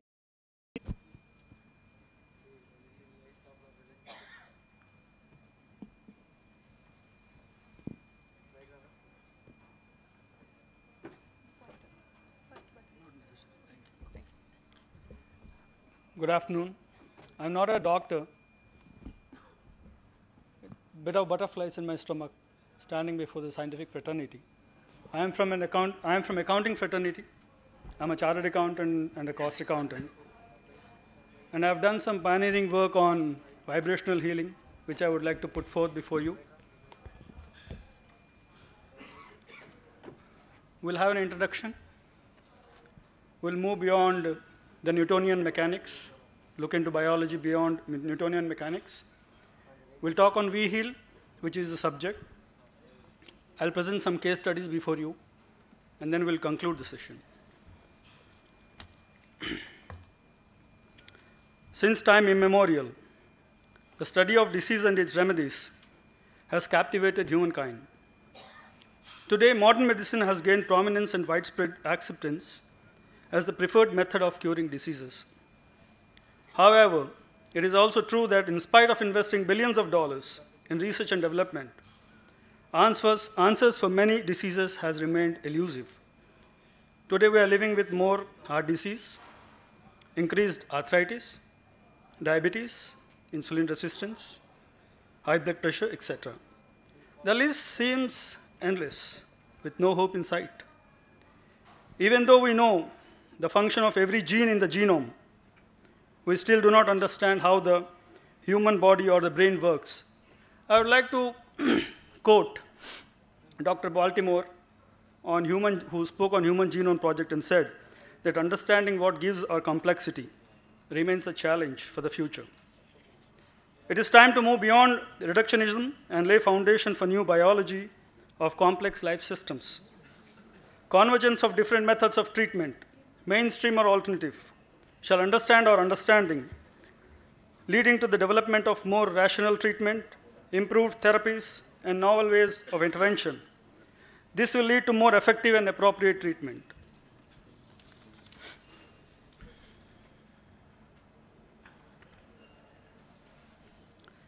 There is a profound evolutionary shift that is taking place in the world that can be seen in the growing recognition of the fundamental role of energy plays in healing.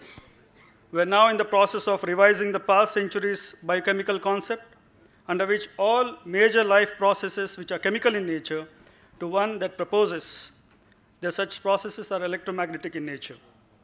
We cannot continue to ignore a universal force, particularly one that controls all chemical reactions, all cellular events. I would like to quote Stephen Hawking here, who said that electromagnetism controls all chemical reactions, or for that matter, life itself. In the recent past, several scientific studies have come out with observation that complex biological processes are profoundly influenced by invisible forces, including electromagnetic spectrum, which comprises of microwaves, radio frequencies, the visible light spectrum, acoustic frequencies, etc. Electromagnetic frequencies having its own kind, which is holistic as well as integrative in nature. V-heal merges ancient wisdom, modern research, and available knowledge, mainstream or alternative. It is a scintillating outcome of cross-pollination, blending all that we know with what is still unknown in the realm of healing. V-heal is non-intrusive form of healing which aims at transmission of required tailor-made frequency information into the subtle body to influence and facilitate an appropriate healing process. The energy field of the patient is analyzed using unique diagnostic methods, tracing the cause of diseases to the missing streams of energy. Vedic methods and resultant materials are used to reinitiate missing streams of energy. The material so obtained is encapsulated in a wearable device, which is in the form of a locket, amulet, or a pendant. The personalized heal, the details are provided.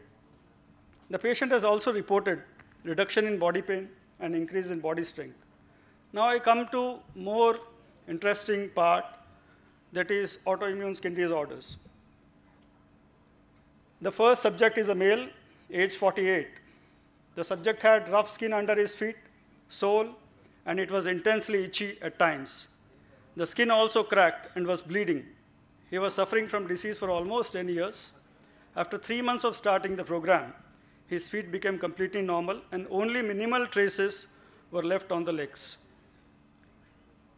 The second subject is a male, age 47.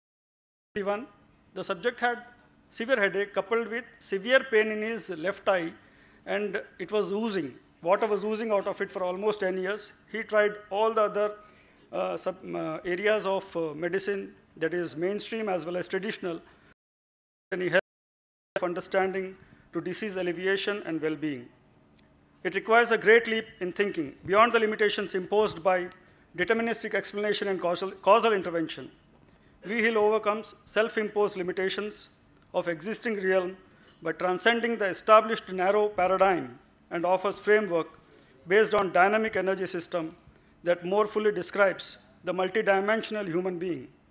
It is an important shift of perspective and an evolutionary as well as a revolutionary step in the development of New Age medicine.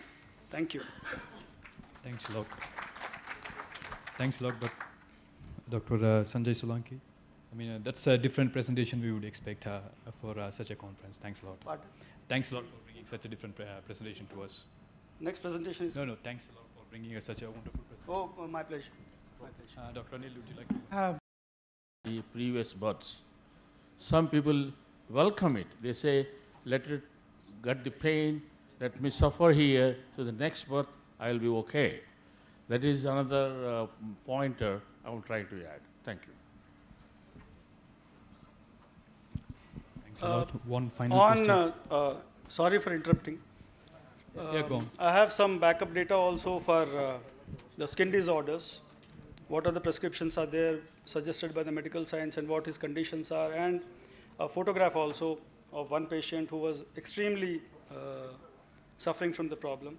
So if anybody would like to share it, I'd more than happy to share it with you. Yeah, I have a question.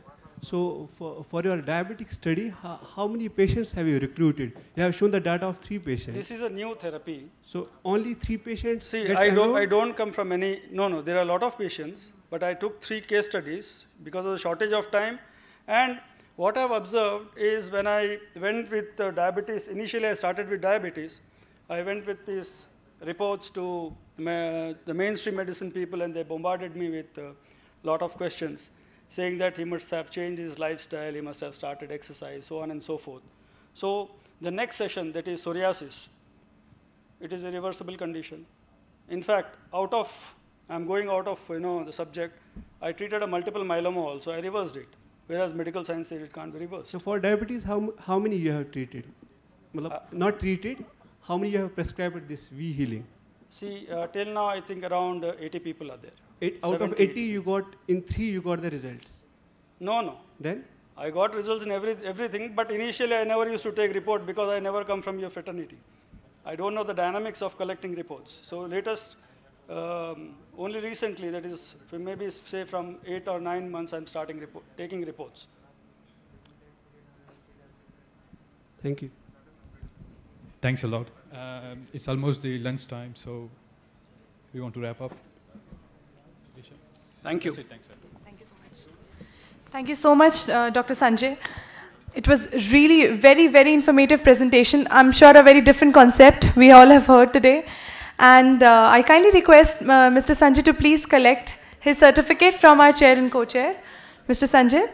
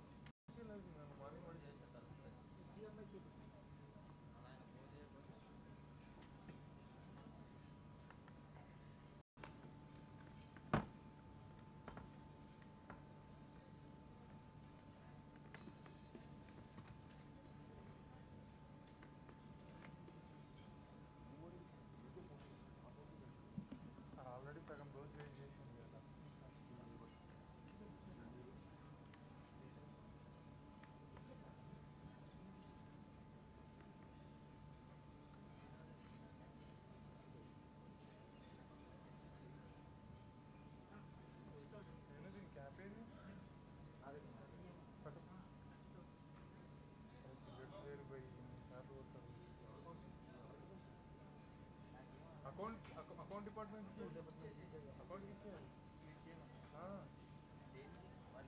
Correct नहीं जो नहीं comics book की ना राय करते first day इतना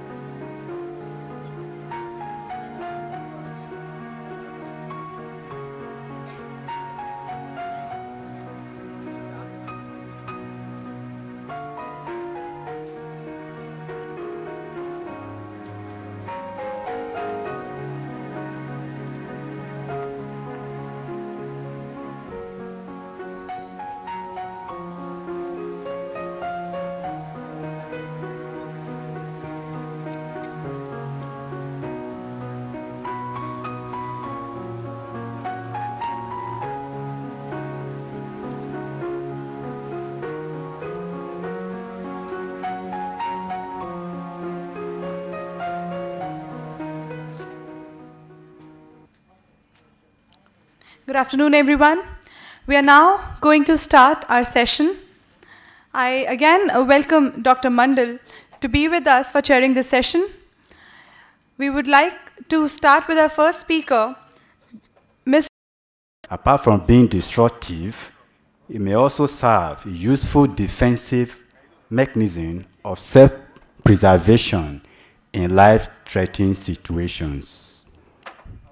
Several factors may trigger aggression. Apart from neuropsychiatric disorders, the next important factors are what we refer to as traumatic stress, or what we call life events. Everything about stress, which could be poverty-induced, unemployment, loss of beloved ones, etc. Stress has been known to result in frustration and depression, and then act of aggression. Therefore, aggression may be indication of prolonged stress and represent a window for venting aggression on people. Apart from stress, psychiatric disorders, drug abuse, child abuse, adrenergic nervous system activities, that is through adrenaline reduction, which has also been shown to involve in aggression. However, current approach to treatment of aggression involve the use of drugs like haloperidol, which are the mainstay of drugs for treating aggressive behavior and violent tendencies, especially in psychiatric disorder like schizophrenia. These drugs act by through sedation that other thoughts that may trigger aggression, but they have several setbacks. What are the limitations? They impair motor performance, defense, or flight ability of the organism. So in case that necessitates the organism to fight back or to run, all these kind of drugs will impair that mechanism, and that shows that they are not actually good drugs for aggression. Other commonly used drugs are the GABA A agonists. For example, diazepam, nitrazepam, phenobarbital. They also reach aggression at very high doses, and that by causing sedation, which is also a very major side effect because these drugs cause muscle relaxation, and that will impair defense. One, Okumbena. His is the one that owns a product called Jubilee, and he has the recipes for the formulation of the product, which is not, I think, is not willing to release to the public. This study is based on the fact that, as I said before, stress is a very important factor in aggression, and Jubilee, as one of the indications, is for stress. Hence, we're trying to look at the possible effect of this product on stress. In fact, my laboratory has done a lot of studies on Jubilee because I'm doing behavioral pharmacology, looking at how drugs influence animal behaviors and the possibility of developing molecules that may be useful in the treatment of neurobehavioral disorders like schizophrenia and so on and so forth. So, the source of animals from Animal House, University of Ibadan, and the drugs, Jubilee was obtained from the manufacturer, haloperidol, other drugs were used in the study. And the dose of Jubilee that was used for the study were obtained by previous studies, experiments, that is pilot for annual publication of the journal. Every year they have a special edition. So I was set into action. So can we study aggression in animals? So I went into literature and we saw a lot of models, out of which I'm describing now. So these animals were isolated. The male animals were isolated after weaning, and they were kept in isolation for 3 weeks. Mr. Chairman, behold, after 3 weeks, they exhibited, but did not reduce the propensity to fight, as measured by the latency to first attack. That is, as you drop the intruder into the territory of the resident immediately attacks. So that's what refers to the propensity to engage in fight. That was grossly reduced or impaired by haloperidol. So this is the result of the various parameters, the composite taken together. That is all what we are seeing can be put together as performance of aggressive acts. Why this graph shows the latency to first attack of the animal. And this property may encourage development as a remedy for aggressive disorders. However, further works are going on in my lab to look at the various compounds that have been shown to be present in jubilee, the most likely one that may be responsible for this effect. Thank you. Thanks a lot. Thank you very much. But to be consistent with the timing of the session, I would allow one question if anyone in the audience has a question. So any questions? Sorry. Yeah. You look good in your...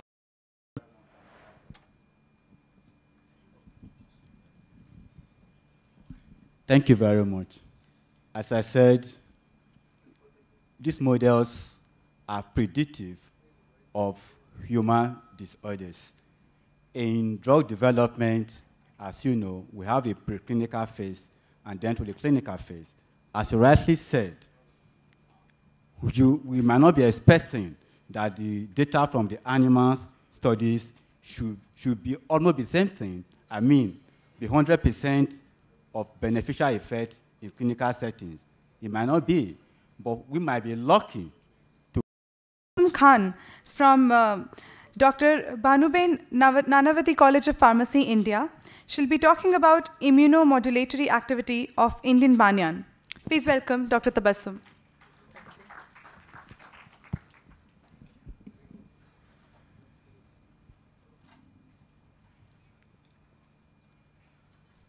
My God, can I have? Good afternoon, everybody. I think a wrong time for these afternoon sessions. It reminds me of my lectures when I take in the afternoon. The last is the virus and the immune arm. So this presentation today is going to take you through the immune-based therapy arm, leaving the anti-HIV apart. So just to take you down the chronology of the events, we started off with the regular feature. We generated successive solvent extracts, put them through a preliminary screen, which is evaluation of percentage phagocytosis, and then we zeroed in on the methanol and the water extracts, which were proved to be active in this prelim screen. These were further taken up for in vivo animal experiments, post-toxicity data. And the outcome of this was the water extract exhibited a significant immunostimulant activity and was taken up further for fractionation and subsequent characterization. Now, this is the first method of fractionation which we used. The phytochemical analysis indicated the presence of tannins. So we used lead acetate to generate two fractions. So one was the tannin fraction that came out of the precipitate stage, and we had the non-tannin fraction, which was fraction 2. We conducted the same battery of experiments to these fractions, that is lymphocyte proliferation assay, in vivo tests. In these in vivo tests, we evaluated the hypersensitivity. Now, we then proceeded with the in vivo assays. We did the acute toxicity study as per the OECD guidelines, and the result was no mortality, so we concluded that the fraction was safe up to 2000 mg per kg. Now, we also conducted in vivo bioassays in the same manner, that is the hypersensitivity reaction. And this is the dosing schedule. Now, if you people need input, I can connect to you later, but this is the scheme of the study which we planned. It was a 10-day study using sheep RBC as the antigen for primary and secondary immunization. And these are the results. We conducted the humoral antibody response assay based on a standard reported method, and this is again based on agglutination reaction between an antigen and antibody, and this is how the titer is determined. So these are the dilution of, please ignore the word patient, I couldn't find a means to delete it. It's not a clinical study, it's an animal testing. So it's just to show how the antibody titer is determined. And this is the scheme, and these are the results. So what we realized was, after trying 2 different isolation or fractionation methods to generate semi-pure fractions, we found that the solvent fractionation method gave us a better picture of the phytoconstituents, with the activity residing in the aqueous fraction. So again, the next step was to isolate constituents and pin up the constituent which could be responsible for that immunostimulant activity. And we used a variety of techniques for this. Thank you for your attention. Thanks, madam, for being on time. Thank you very much, Dr. Basan. You did on time. I like that. And as you mentioned, you are not alone. Afternoon session is not as good as morning session. Everybody lunch and then disappear, sightseeing. I have given presentation, only 2 people in the audience, so don't feel bad about that. But you have done... No, I'm used to it. I take chemistry in college, and my class looks much smaller in size than this. Right, that's fine. All we have to do our part. That's all we have to do. Now, anybody has any question from the audience?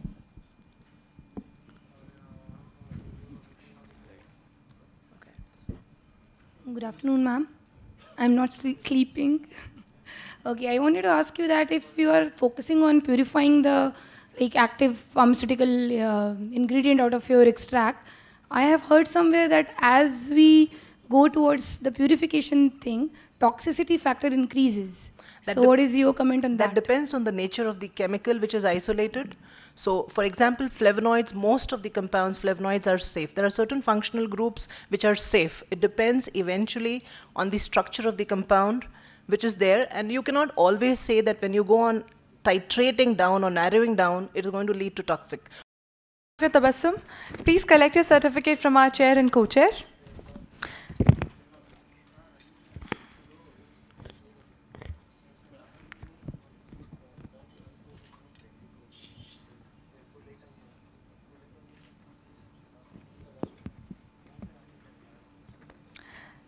Thanks a lot.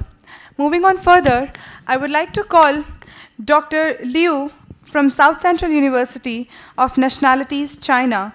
He'll be presenting a very good a presentation on a very good place to start, the methodology of reverse pharmacology. Please welcome Dr. Liu on the stage.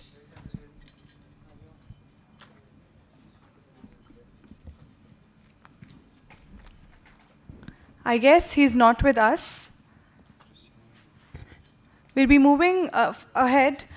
I would like to call Dr. Hemanta Panigrahi from Ayurveda Central Research Institute, India.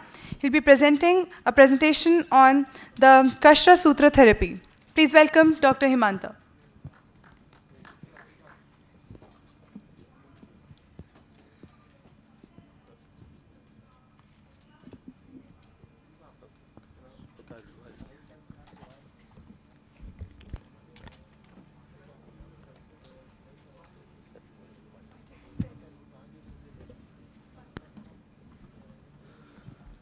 Good afternoon, everybody. I am Dr. Panigrahi. I am working in Ayurveda Central Research Institute in Delhi. Medicated thread prepared from, I will tell how it is prepared. So, Kshara Sutra therapy, it is described in Chakradat, Sushrut, Rasatarangini, etc. is well established, slow, steady, simple, successful, safe, without side effect, parasurgical measures for fistulous tract. Ayurvedic text has also mentioned a minimal invasive parasurgical methods, that is Kshara Sutra procedure for Nadi Brawn. So there is a slok, verb, Ayurvedic slok, Sanskrit slok. I guess somebody has understand or not. Krusa Durbala Bhirunang, Nadis Marma Srita Sracha, Kshara Sutrena Tang Chidyan, Natu Sastrena Buddhiman. So whatever it may be. So indication is this, like this. So Ksar Sutra is a method, medicated thread, described for anorectal disorders. Basically, we are using this. There is a lot of clinical research done by ICMR, also in abroad also. This is on fistula in ano.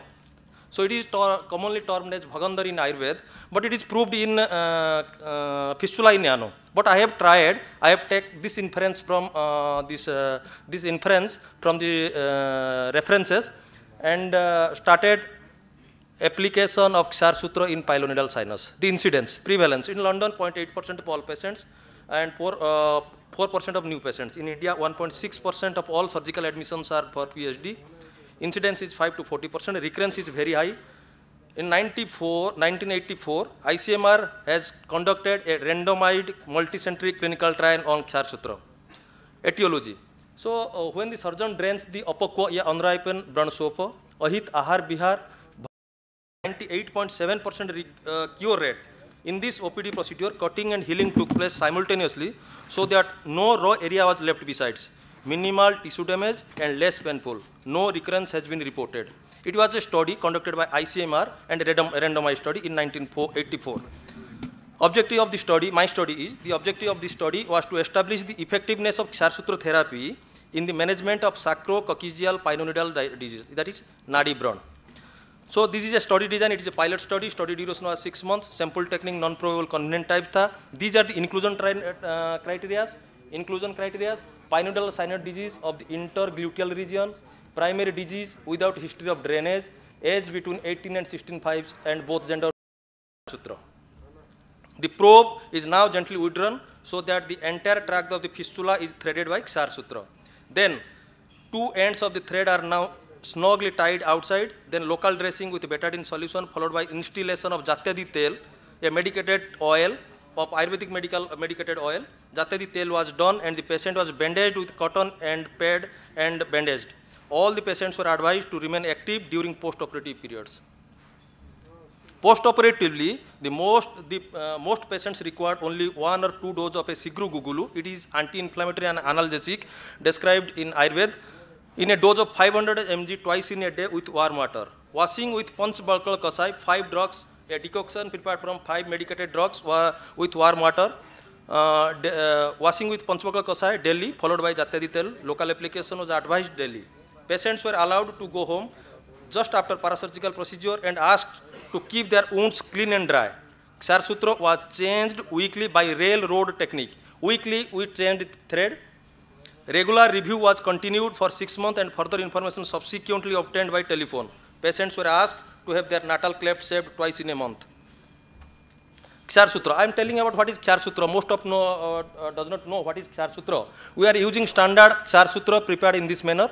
7 coatings with Apamarg, Achiranthus aspera, 3 coatings with turmeric, Curcuma longa, 25 cm long coated surgical linen thread number 20, and pH was maintained within 9.5. This was also irradiated by ultraviolet rays, sealed with a test tube.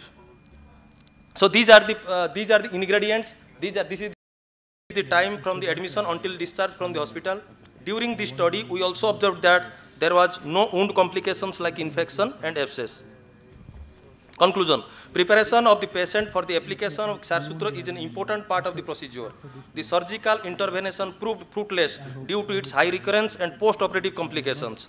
Under these circumstances, Ksar Sutra ligation therapies offers a good ray of hopes.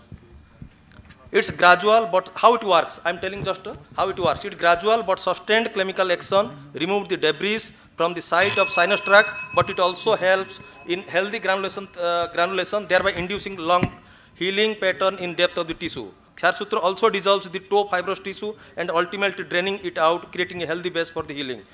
Pre-operative evaluation, proper pre-operative evaluation, light local anesthesia, gentle probing, local infiltration of diluted adrenaline to achieve almost bloodless field in all cases is key to success. These are some success stories. This is the procedure what we are doing, and this is the before treatment. These are the before treatment, and this is the after treatment result. This is the procedures. This is also another case, pilonidal sinus. This is also another case of pilonidal sinus. So this is my presentation. Thank you everybody for patience hearing.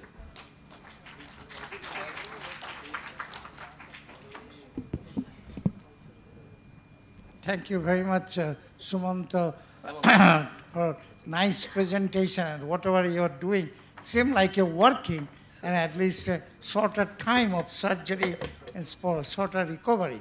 As far my knowledge goes, I remember even in the medical school, accessible to all.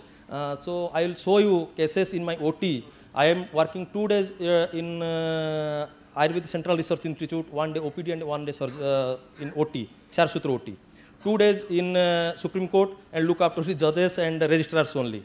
And 2 days in ministry to look after some administrative issues and all those things. So I will request all of those who are interested, please come. I have my address and all those things. Please come and have a scene. And we can develop more things. In collaborative studies, we can develop with more things. We have restricted sources. I think, you know, Ayurveda has restricted sources. But if we'll done collaborative studies with some allopathics and all those things, we can explore, and our possibly a good result and good treatment procedure will be come out in the limelight. Any question from the audience?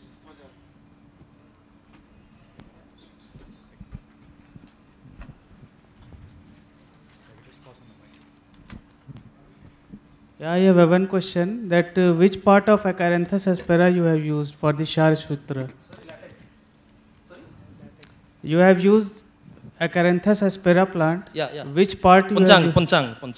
What is the panchang? Leaf also we are used mainly leaves and its stems also. We burnt it and which one is more effective? You have used the whole plant or the other part of that?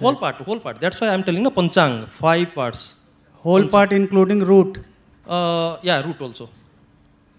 Okay. Whole part we are taking and extracting the alkaline substances, and then we are doing all those things. Thank you.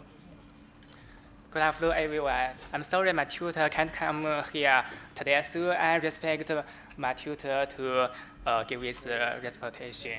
Very good place to start. Methodology of reverse pharmacology.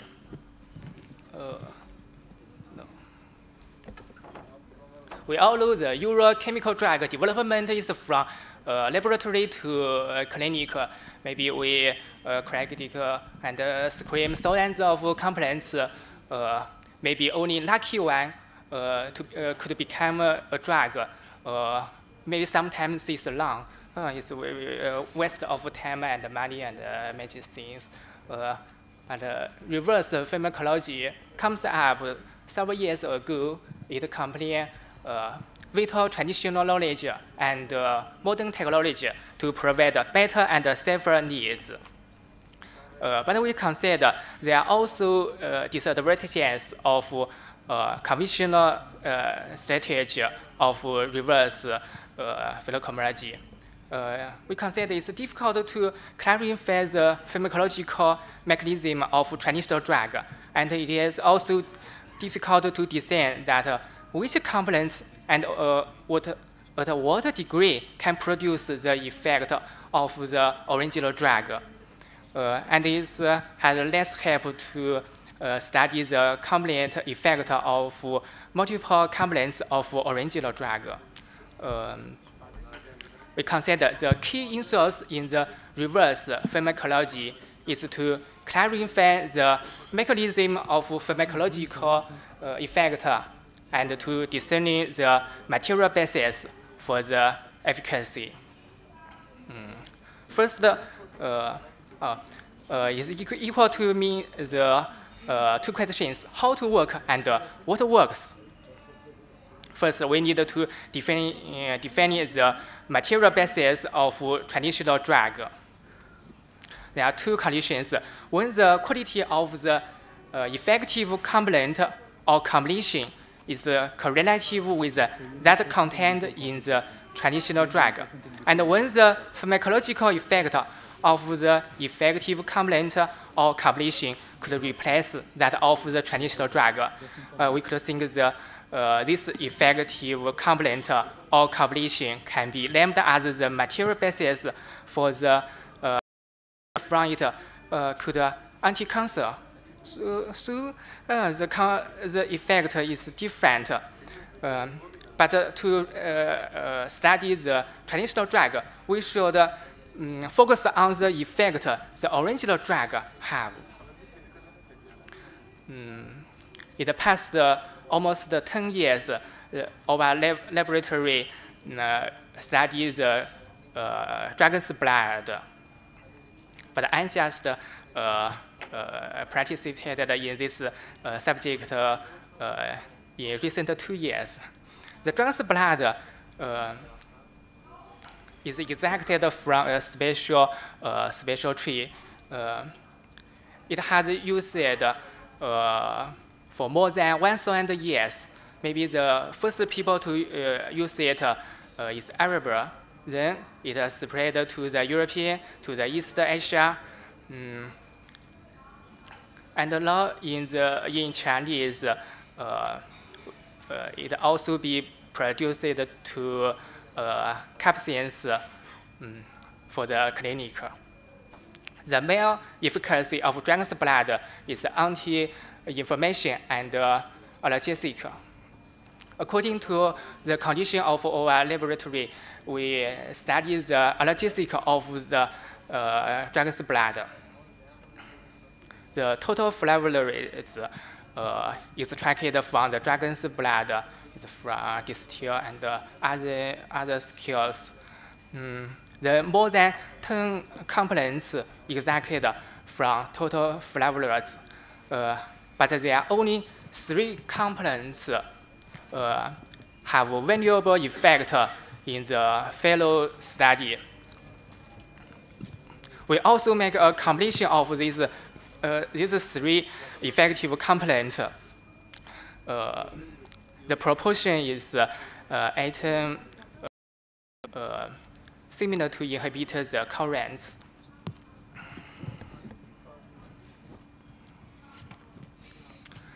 The inhibition of drugs evoked discharges in WDR neurons. It also showed the frequency. The frequency of discharges is controlled, and after we apply the dragon's blood or combination, the frequency is reduced, and the inhibition rate is very similar. We also studied in the PAN model. The dragon's blood and combination could reduce the time of leaking pair in females after injection the capsaicin to the mouse. Now we make a conclusion. The analgesic effect of dragon's blood due to the synergistic effect of 3 components. Second, the operational definition of the material basis was proved to be feasible. Third, this research is a good example for practicing the methodology for reverse pharmacology. Now there are some recommendations from my tutor. We should clarify the mechanism and the material basis of the traditional drugs. It could supply the scientific evidence for the safety and the quality stability of traditional drugs. Second, take the material basis of traditional drug as a needs to development new drug with a clear chemical structure. Third, the traditional drug with a robust scientific evidence should continue to be used. Maybe some people now said that the traditional drug should be reduced and the traditional drug could be alternated to the chemical drugs, but we don't think so. Now it's our team. Thank you, everyone. If you have any questions, should email to my tutor. Thanks a lot, Dr. Liu. Anyone would like to take any questions? But may I have your combination?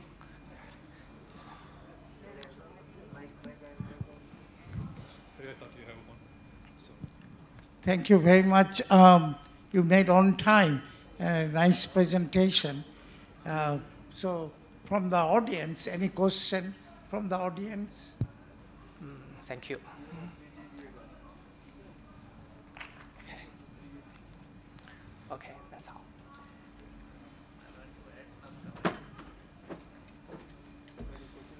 Thank you so much, Dr. Liu. I would like Dr. Liu to please collect his certificate from our chair and co-chair. As far as the use of this drug in Unani medicine is concerned, this is called as Dammul in Unani system of medicine, and we are using this drug as aseptic or hemostatic, means stopping the flow of blood. So, and that is called as Dammul in Unani medicine. Yeah. Thank you so much, sir. Moving on further, I kindly request Dr. Sridevi MS from Sivaraj Institute of Medical Sciences, India. She'll be giving a presentation on antibacterial and antihistaminic activities of a Siddha formulation. Please welcome Dr. Sridevi.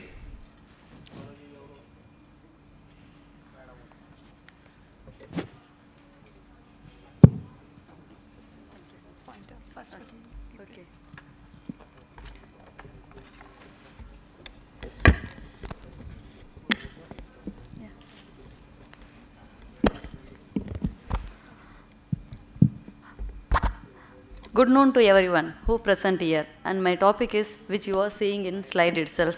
I want to say something about the Siddha system of medicine, which is practiced only in the southern part, especially Tamil Nadu. Siddha system, which is called science of life, one of the oldest Indian medicine, which is mainly based on the philosophy, truth, and then nature. When coming to Siddha Metrika Medica, there are thousands and thousands of Siddha traditional formulation. These formulations are used according to the human constitution and their signs and symptoms, which is like that of pharmacogenomics. According to Siddha Metrika Medica, there are each drug is made up of 5 Buddhas, then taste, character, potency, biotransformation, and then special formality. When coming to Siddha system, we call it as Suvai, Gunam, Viryam, Pirivu, and then Magimai. This Magimai, we call it as special property. This last property is present only in certain drugs, not in all drugs, especially in lemon. When coming to the sources of drugs, we are having 3 origins. One is herbal origin, and then mineral origin, and then zoological origin. We call it as Mooligai, Thadu, and Ziva Purutkal. Here I taken the zoological origin. We are having so many potent medicines available, and we are practicing according to the process of burning or blowing with the help of cow dungs, and blowing with the blow hair or like that only. And finally, which is converted into white ash, and which is made up of carbonates, oxides, and all these things. When coming to the rediscovering history, the mass screening of plants, minerals, or in search of new leads is vastly inexpensive or inefficient. So, traditional knowledge is based upon the bioprospecting, which offer leads better for the treatment of diseases. So, a multidisciplinary approach has been taken for combining natural product diversity and total biosynthesis, which can provide apt solution to the current innovation. Here the reverse pharmacology is nothing but a rigorous scientific approach, which is documented by the clinical experiences and experimental observation, giving lead to transdisciplinary exploratory studies, further developing this drug formulation through preclinical and clinical research. In this process, safety remains the most important starting point, and the efficacy becomes the matter of the validation. So, in this approach, a combination of traditional medicine and the traditional knowledge such as Siddha system of medicine and the modern technology has been included, so that we can give the better and the safer leads. Okay, and you all know that the reverse pharmacology is nothing but laboratory to clinic process, and the clinic process to the laboratories. When coming to the standardization, there are various parameters has been adopted according to their morphological, microscopical, and then physical, chemical, geological, and then biological observation has been done to prove that the drug is being standardized. Here I have taken the Pavalaputru Chunnam. This drug has been given in Agasthyar Pallu. reference. I have given the Agasthyar Pallu 200. In this book reference only I have made this chunnam. This is the thing, the raw drug has been shown in the figure, and then the Pavalaputra after the preparation of chunnam, that has been shown in the figure. And then the preparation of chunnam is based according to the text literature. What's the thing is, before the procured from the raw drug store, we have to go for purification. After the purification is a lot of thing. We have to boil in the cow's milk for 3 hours. It has to be done for 10 days. The same process has to be done for 10 days. Then only the raw drug has been purified. After that we have to be grind in the Adadoda vasica leaf juice, and after that it has to be made into the villai, and it has been kept into a gugai, and it has been blown in the hot air. By that process only this drug has been prepared. After the preparation of the drug, we has been gone to preliminary biochemical studies, and then geochemical studies, and then antihistaminic activity and antibacterial screening has been done, and acute toxicity has been done. These studies has been done according to their standard procedures. The geochemical analysis has been done according to the Loring and Rantala et al. By 1992, and then the antibacterial screening is done by disk diffusion method, and acute toxicity has been done according to the OECD guidelines 423. And these are the results. In biochemical studies, the sample shows that the presence of calcium, chloride, ferrous, cyan, carbonate, amino acids, and unsaturated compounds. And in qualitative and quantitative, the acid radicals present are chloride and carbonate, and basic radicals present are calcium and ferrous. In quantitative analysis, it shows the 42.71% of calcium. And this is the graph of antihistaminic study. And this graph interfered that it has having the good antihistaminic activity, which antagonizes the effect of the histamine when added together. And after that, this is the antimicrobial activity, which shows the zone inhibition. And this is the values we have given here, here in diameter. And Streptococcus shows 2.9, and Klebsiella shows 2.6, and Vibrio cholerae shows 1.5. And Micrococcus shows 2.2, and Pseudomonas shows 1.9, and Bacillus shows 1.9, and E. coli shows 1.6, and Serratia shows 1.6.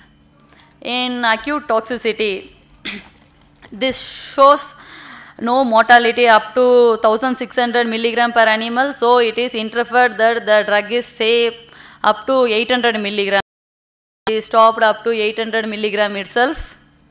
When coming to the discussion, in early days it is used for bronchial asthma. We call it as Iraipu in Siddha system of medicine, but now this formulation has been rare to practice, but this is not available in all the stores. We have to prepare our own individual only, so this preparation has become rare. So to explore its potentiality, I taken a step so that we can use this drug across globally. I hope this come true in near future. Thank you.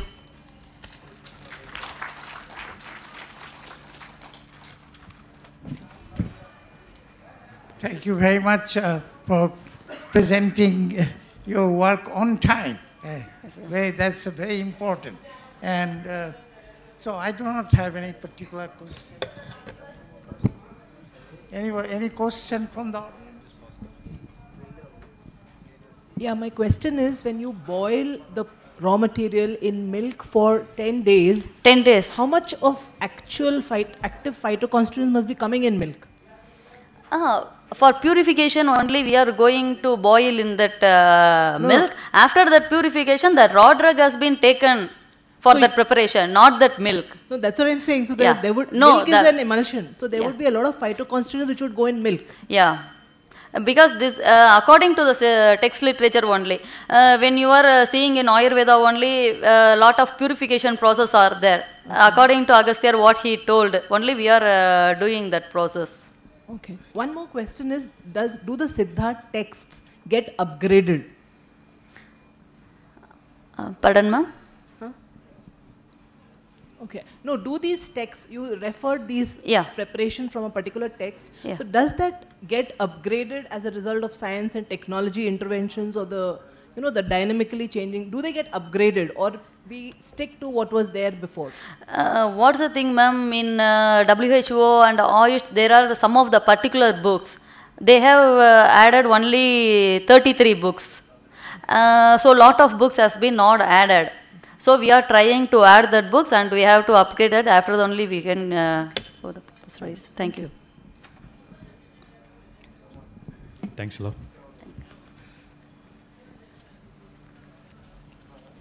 Thank you so much, Dr. Sridevi. I kindly request you to please collect your certificate from our Honorable Chair and Co-Chair.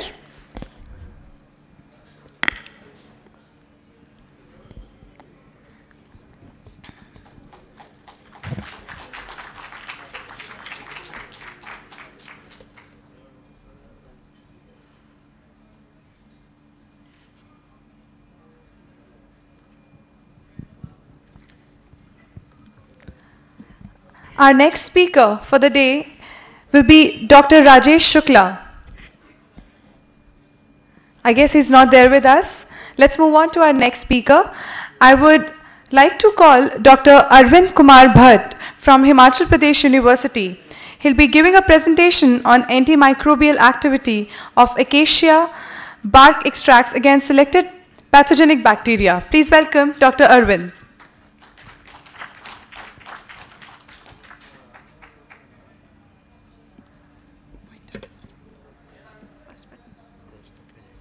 Can you switch off this one?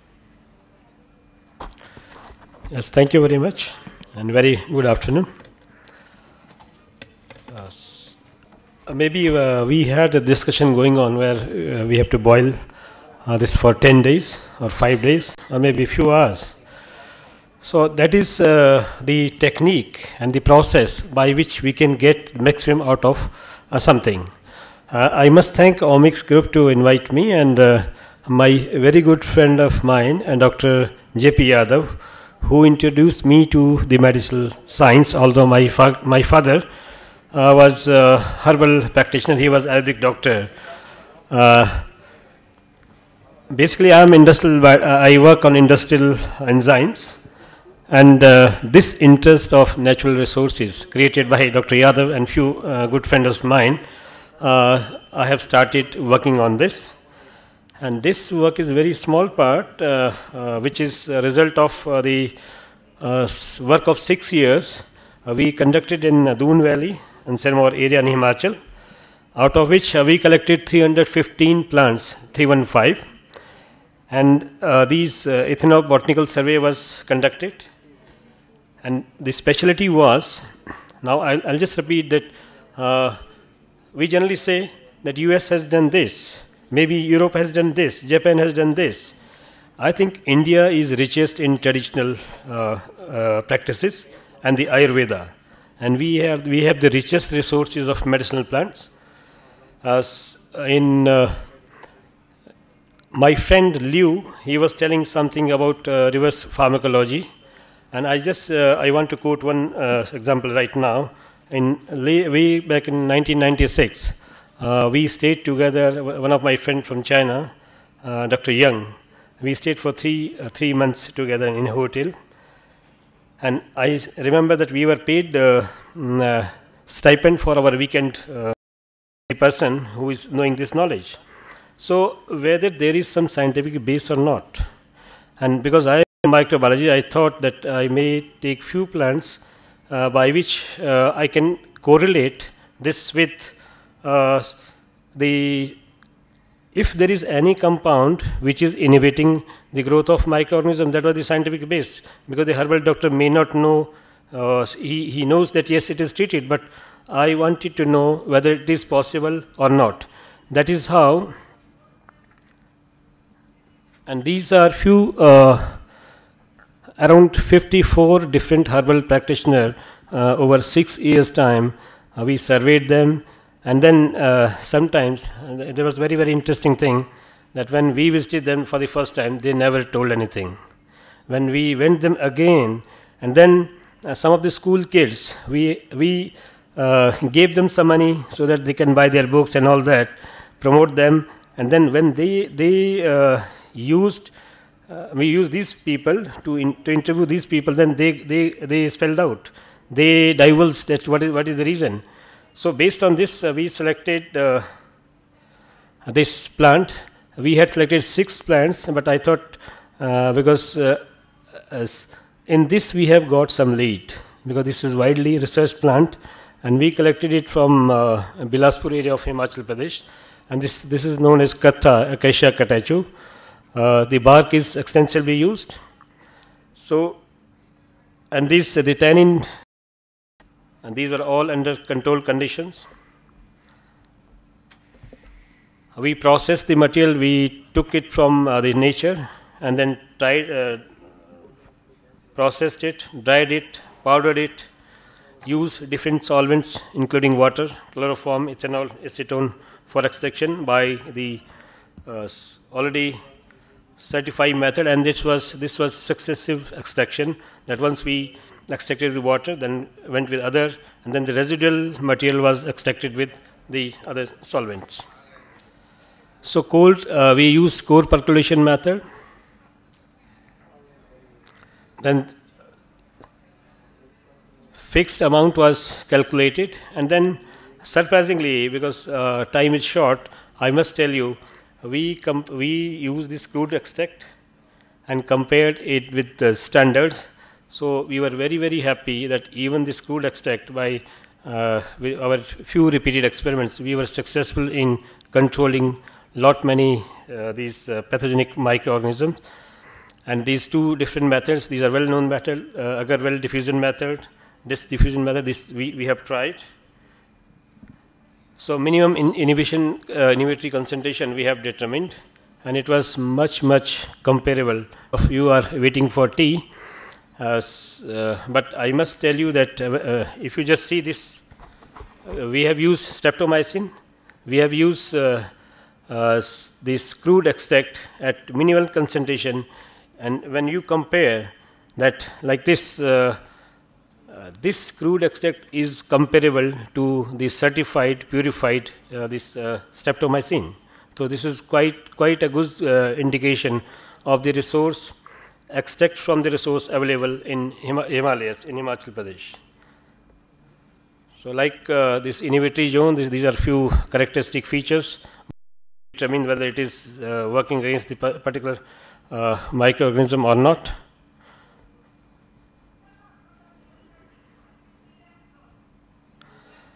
So we have tried and we have successfully repeated it many times. So we want to go still further. So few of the results with one of the very good plant I have not included over here.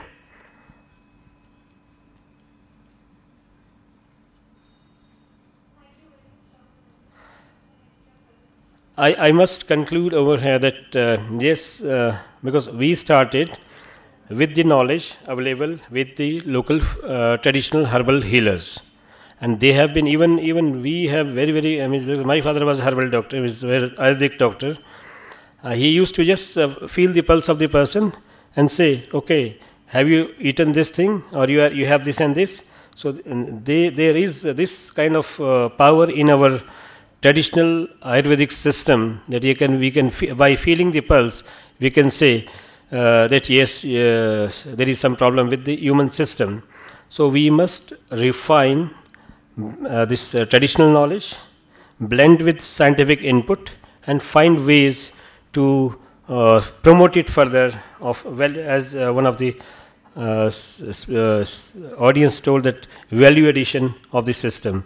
So I hopefully, if we work on this, we will definitely use our resource to full strength. So thank you very much. And before this, I just want to show you a few slides, maybe because a few of my friends are from outside India. They may not be able to visit Shimla or might have not visited Shimla.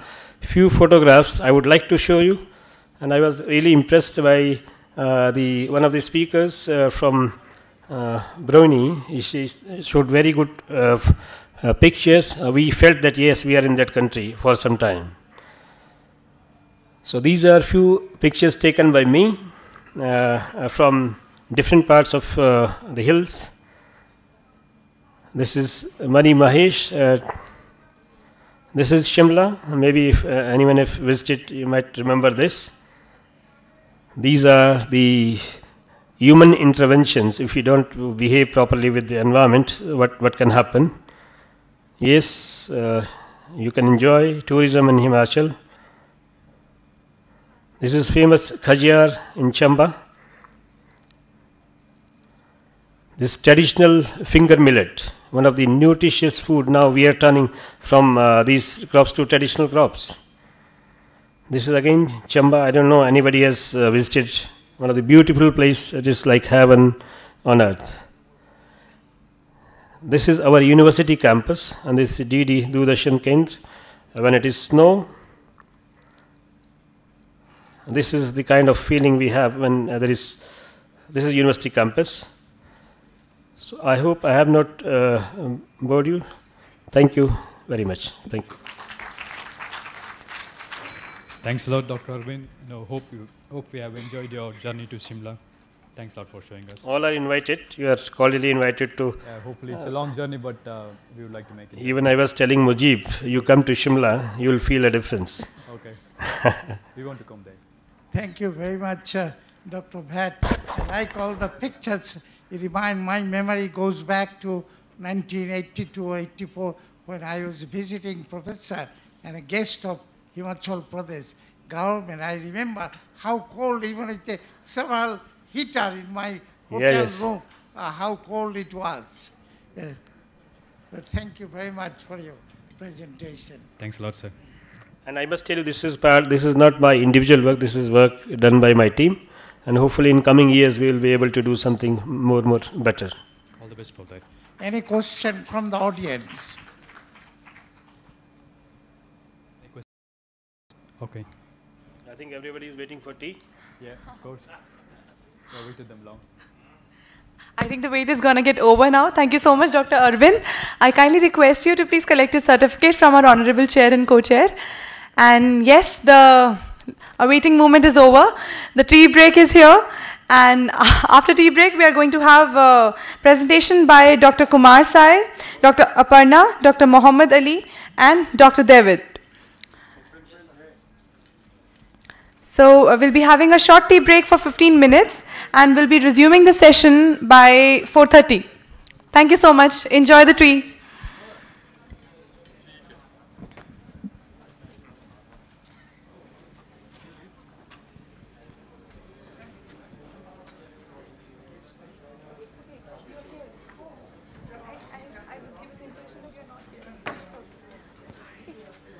I will just update it.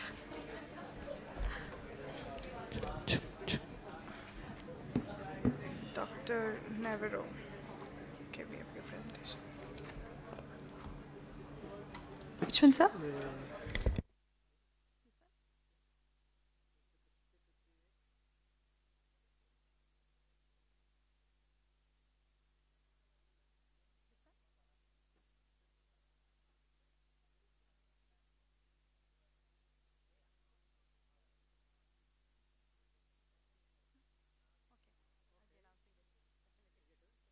so sorry.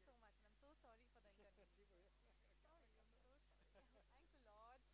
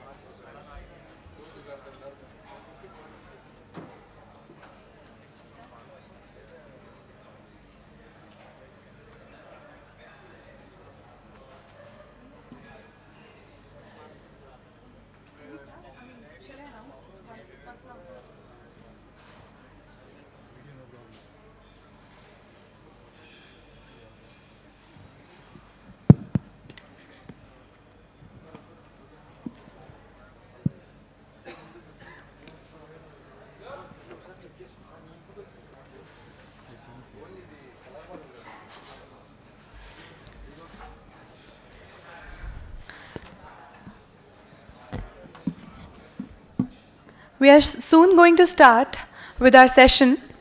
I kindly request all the speakers, delegates outside to please be seated in the hall. Within next 5 minutes, we are going to resume our session.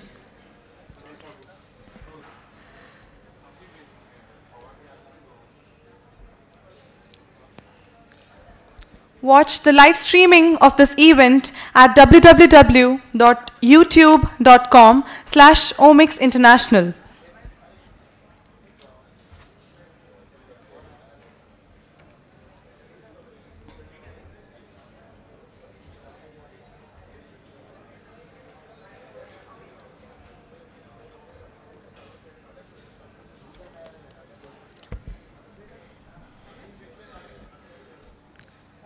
I kindly request all the speakers, delegates to be seated inside the hall. Within the next 5 minutes, we are going to resume our session.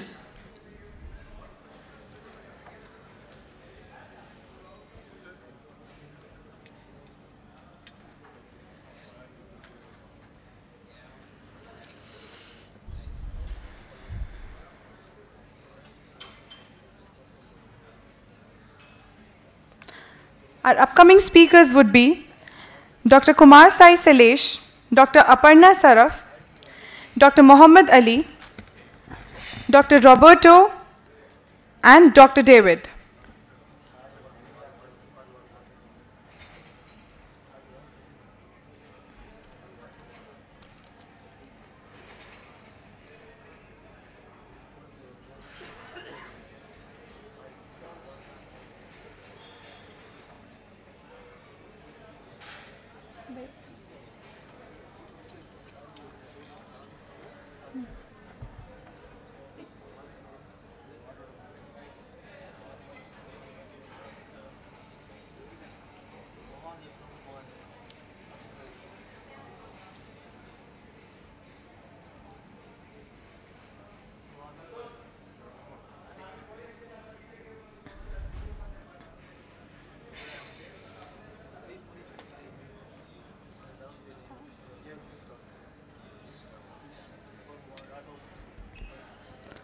Once again, I would like to thank Dr. Mandal to be such a supportive chair of the session.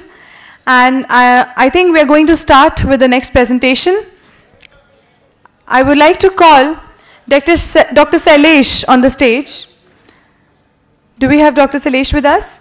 Please welcome Dr. Sailesh on the stage. He's from Little Flower Medical Research Center, India, and he'll be talking about vestibular modulation of endocrine secretions.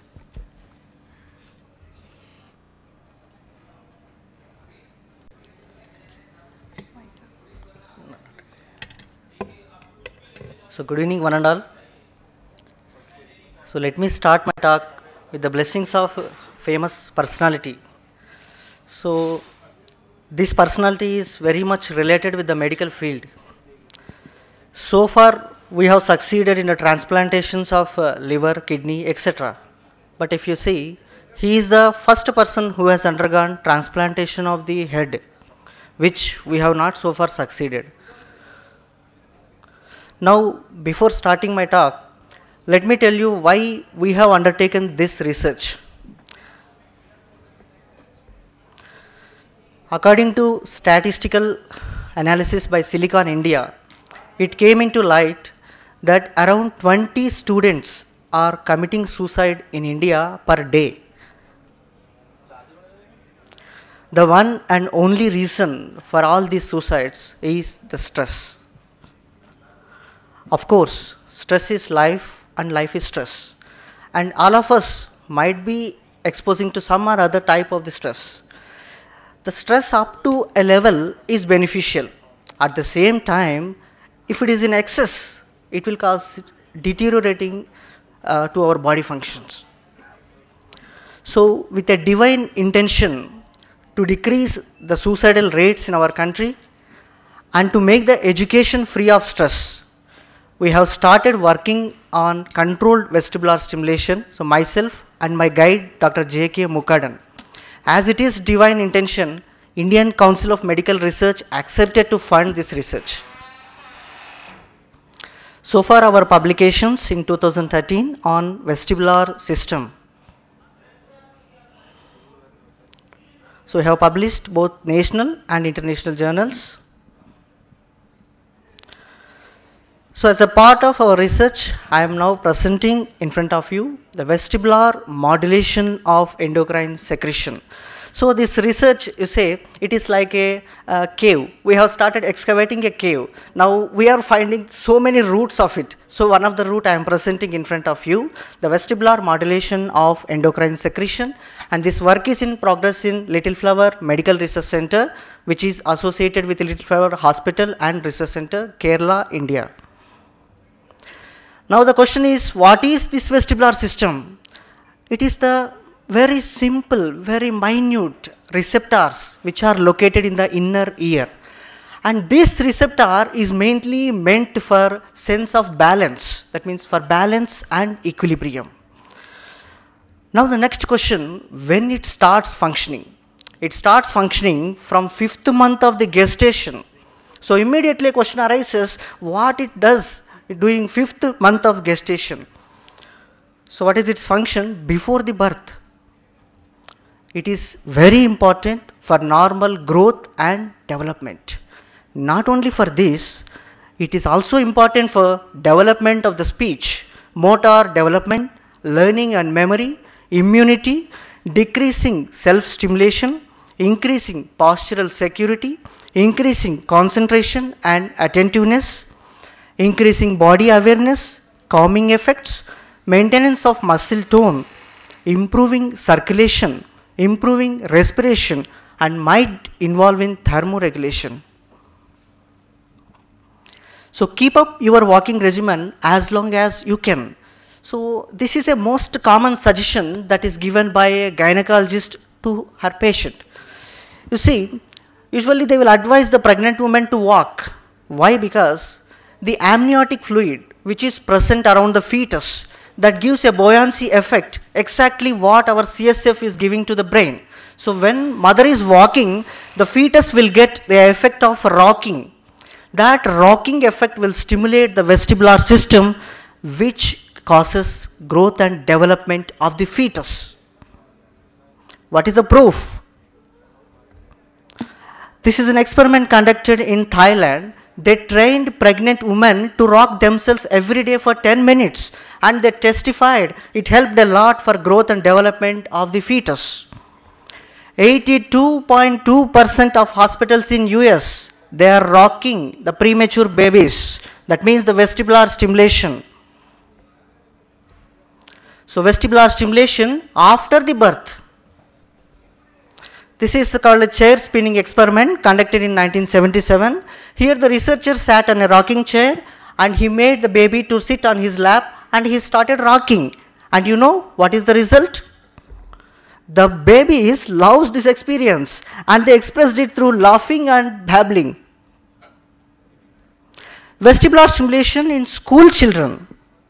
So I am presenting the words of a school teacher in her own words. When I worked in Montessori schools, we would often use this tool to help most active kids settle into their work. If we noticed someone wandering around, bothering other kids and unable to decide what activity to choose, we would just send him or her out to swings for 5 minutes. After a few minutes of swinging, the child would almost magically come back into the classroom and decide on the activity, sit down and really concentrate for half an hour or more. I sometimes couldn't believe it was the same kid. Vestibular stimulation in college students. In India, vestibular stimulation is not available for most of the college students. That is the reason why every day 20 college students are committing suicides in India. So vestibular stimulation in elders, and as if we know, most of the elders will be using rocking chairs, and rocking chair is having so many benefits. So the need of the vestibular stimulation can be observed throughout the life, from the fetal life to the aged in the rocking chair. And rocking is soothing because it is similar to the movements in the uterus. Now, what is controlled vestibular stimulation? That is, stimulating the vestibular system by controlling the direction, duration, frequency and intensity. But unfortunately, so far nobody has defined exactly what is controlled vestibular stimulation. So I promise you, by 2014 February, we will be publishing a paper defining and giving the definition for the first time for the controlled vestibular stimulation. Now, why controlled vestibular stimulation? Because if you stimulate vestibular system, under stimulation, it will not give you any result. At the same time, if you do overstimulation, all of us knows, we will vomit, we will get nausea, headache, rapid change in the temperature, pulsation, all these things. Now, how to apply this controlled vestibular stimulation? So, that is an instrument called as hexapod. It was used in Switzerland in 2012. So this instrument will move in 6 different directions. Video of it.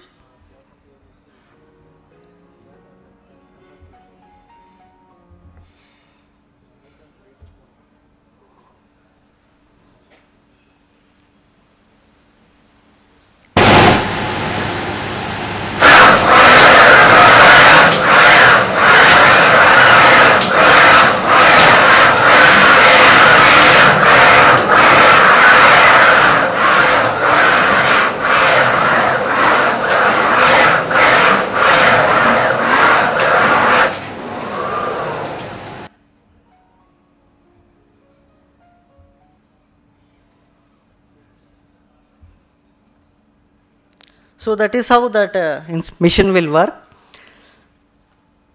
There is one more mission, but this will not move in 6 different directions. It will move in only one direction, that is a front to back direction. So now the question arises, is it adaptable to general population of India? So my personal experience, as ICMR, Indian Council of Medical Research says, always you test a drug with a standard drug in spite of placebo. So we want to test our method with this method. Then I started inquiring, what is the cost of it? So it came to light that it is costing around 42 lakhs. Indian currency, 42 lakhs. So as for a general population, a common man in India, purchasing that instrument itself is a stressful condition. And moreover, you might have seen the noise, how much it is making. That much noise itself also creates a stress. So how we are going to apply controlled vestibular stimulation? By swing. So this swing is used in almost all the areas of India. You go to any state in India, there is a festival, one swing festival. Say Orissa, say Rajasthan, say Kerala, say Andhra. Wherever you go, there is one festival meant for it. And you know, every temple, they will keep gods in the swing. So there is a scientific value for that. We are going to prove it scientifically. Now you see the connections of vestibular system. So vestibular system is connected with hypothalamus, the key area of the central nervous system which regulates most of the hormonal release. Say our growth hormone, thyroid hormone, cortisol, release of all the hormones is based on the hypothalamus. And it is also connected with suprachiasmatic nucleus, the key area which controls regulation of melatonin. And melatonin, all of us know, it is a key factor which causes a sleep. So if you stimulate suprachiasmatic nucleus, it releases melatonin and you will get sleep. So you can use vestibular stimulation as a treatment for insomnia. And it is also connected with thalamus. So if you stimulate certain nucleus of the thalamus, it will relieve you from pain. So vestibular stimulation can be used for relief of the pain. It is also connected with nucleus of tractus solitarius. All of us knows, if you take food, we'll feel sleepy. Why? Because after taking food, it is stimulating the nucleus of tractus solitarius. So vestibular stimulation can stimulate nucleus of tractus solitarius and it can be used as a treatment for insomnia. Then it is connected with locus coeruleus and it inhibits the locus coeruleus. It is the sympathetic area of the CNS. So vestibular stimulation decreases your sympathetic activity. Then it is connected with dorsal raphe nucleus. If you stimulate this area, it causes release of the serotonin. So usually in India, our grandmother says, you drink milk before going to sleep. We will neglect it. Why they say like that? Milk contains amino acid tryptophan.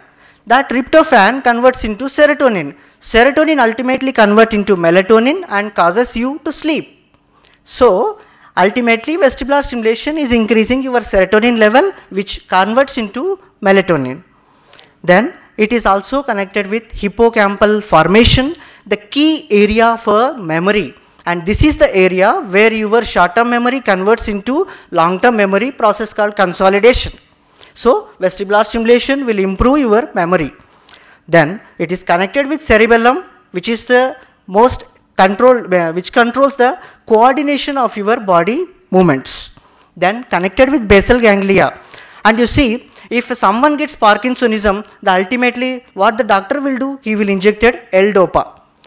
L-DOPA will increase gamma aminobutyric acid ipsilaterally and contralaterally also. So ultimately what is happening? Excess of GABA which disturb our sleep. But vestibular stimulation increases GABA release only ipsilaterally so that it will not disturb your sleep. Then it is connected with parabrachial nucleus and stimulating parabrachial nucleus will relieve pain. And vestibular stimulation always stimulates vagus nerve. So stimulating vagus nerve will increase your pancreatic hormones, insulin, glucagon.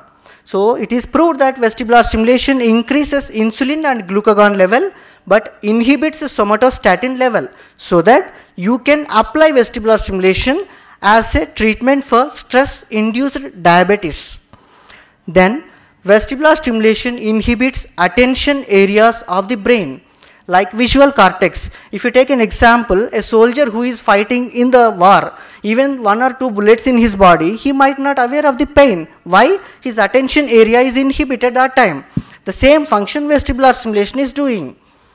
Then it is also connected with periaqueductal gray matter, the key area which is related with analgesic system of our body.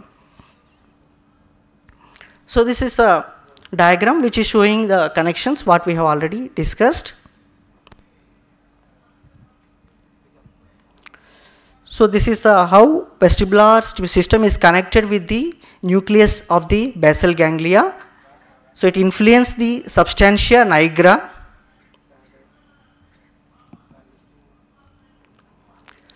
So it is the need of the time to identify the importance of vestibular stimulation and to start a translational research for well-being and peak performance of human being for patient care and treatment. So in brief, I am concluding. So you can use the vestibular stimulation for relieving stress, for relieving pain, for promoting sleep, and to increase release of insulin and growth hormone, thyroid hormone, melatonin, etc., and to treat the Parkinson's disease and to delay the brain aging. You see, brain aging, it is mainly dependent on neurotransmitters, say like serotonin, acetylcholine. All these neurotransmitters will gradually decrease with increase in the age. But vestibular stimulation will keep the level of the neurotransmitters as such, so that it can delay the brain aging. So at this moment, I would like to thank our administrator and principal of our institute and our beloved director, Father Paul V. Modern, for giving this opportunity. And last but not least, Omics Group for allowing me to present in front of you. And thanks a lot for your patience. Thank you.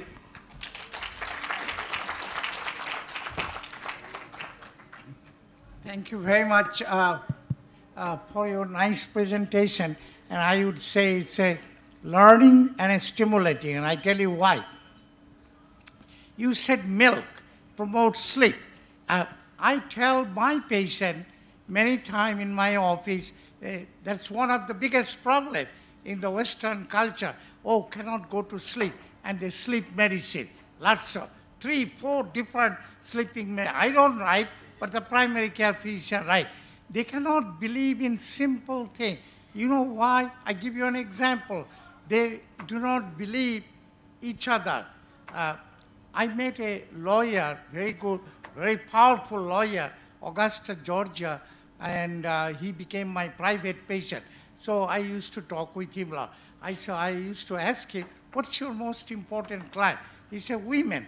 80% are women divorced. I said, why?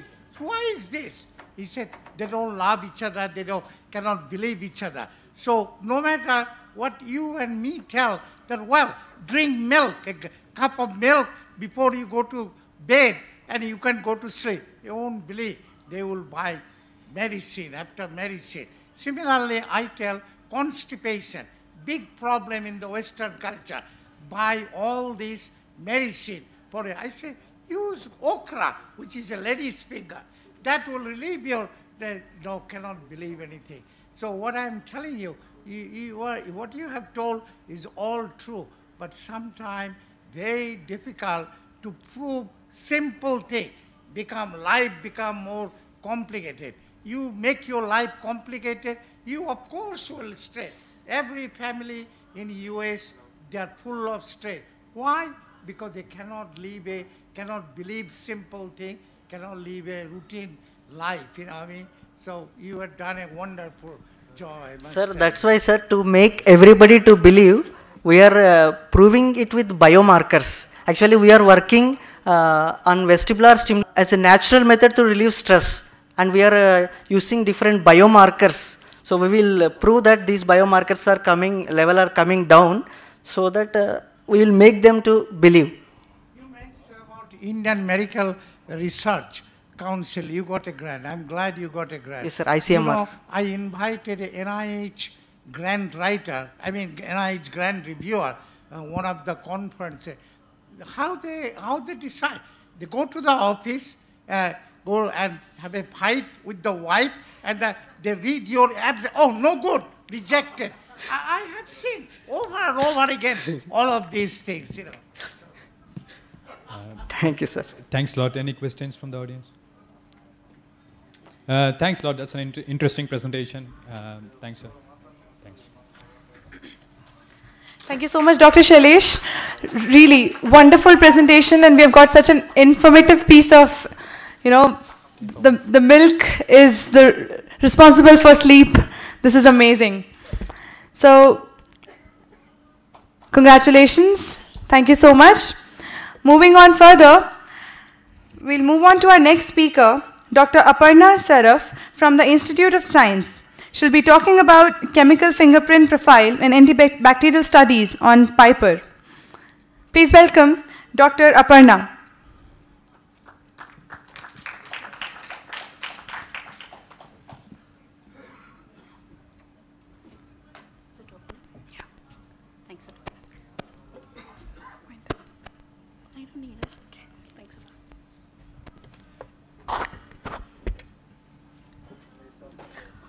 Good evening, everybody. I'm Dr. Aparna Saraf from Institute of Science, Mumbai, working as an associate professor for past 17 years.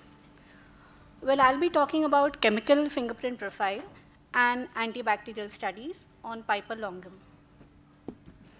I'm sure all of us would agree that the world is moving towards natural.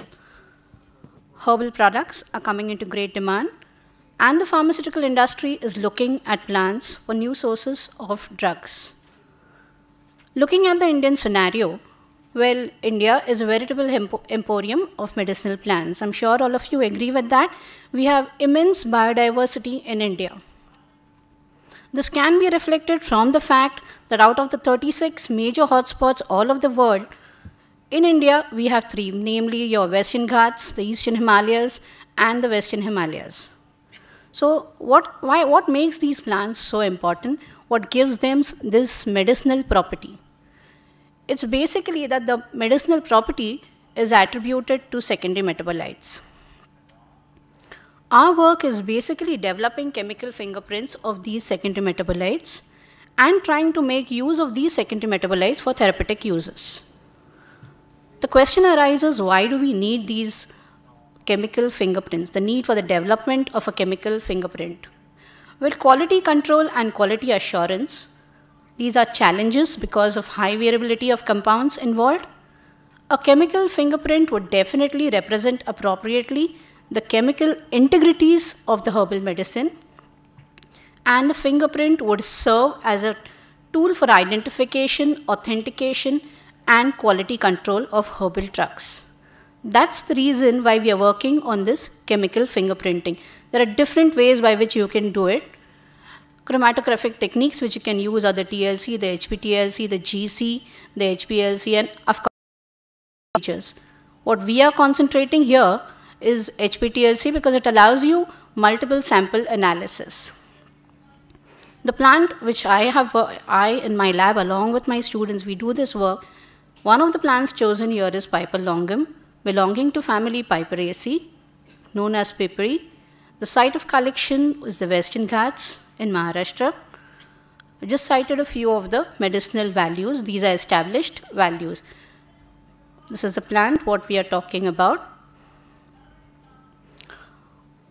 What I have carried out here is a preliminary phytochemical screening, separation of individual secondary metabolites, HPTLC fingerprinting of individual secondary metabolites, and finally the antimicrobial screening using individual secondary metabolites against respiratory pathogens. Well, Piperi has an established fact that it is used for cough, cold. It is normally used, but not much work has been carried out as to which secondary metabolite is responsible for the inhibiting the pathogenic activity. So that's what we have tried to do in our little work. And of course, we have done the HPTLC fingerprinting. That is our major work. Preliminary screening is done as the normal procedure in Harborne, in Wagner's, Stahl. Individual of secondary metabolite, separation of secondary metabolites. I'll just go through the slides. I wouldn't be discussing the methods here because they are already established methods. This is that for the beta principles, for alkaloids, cardiac glycosides, essential oils and coumarins, steroids, and finally sterols.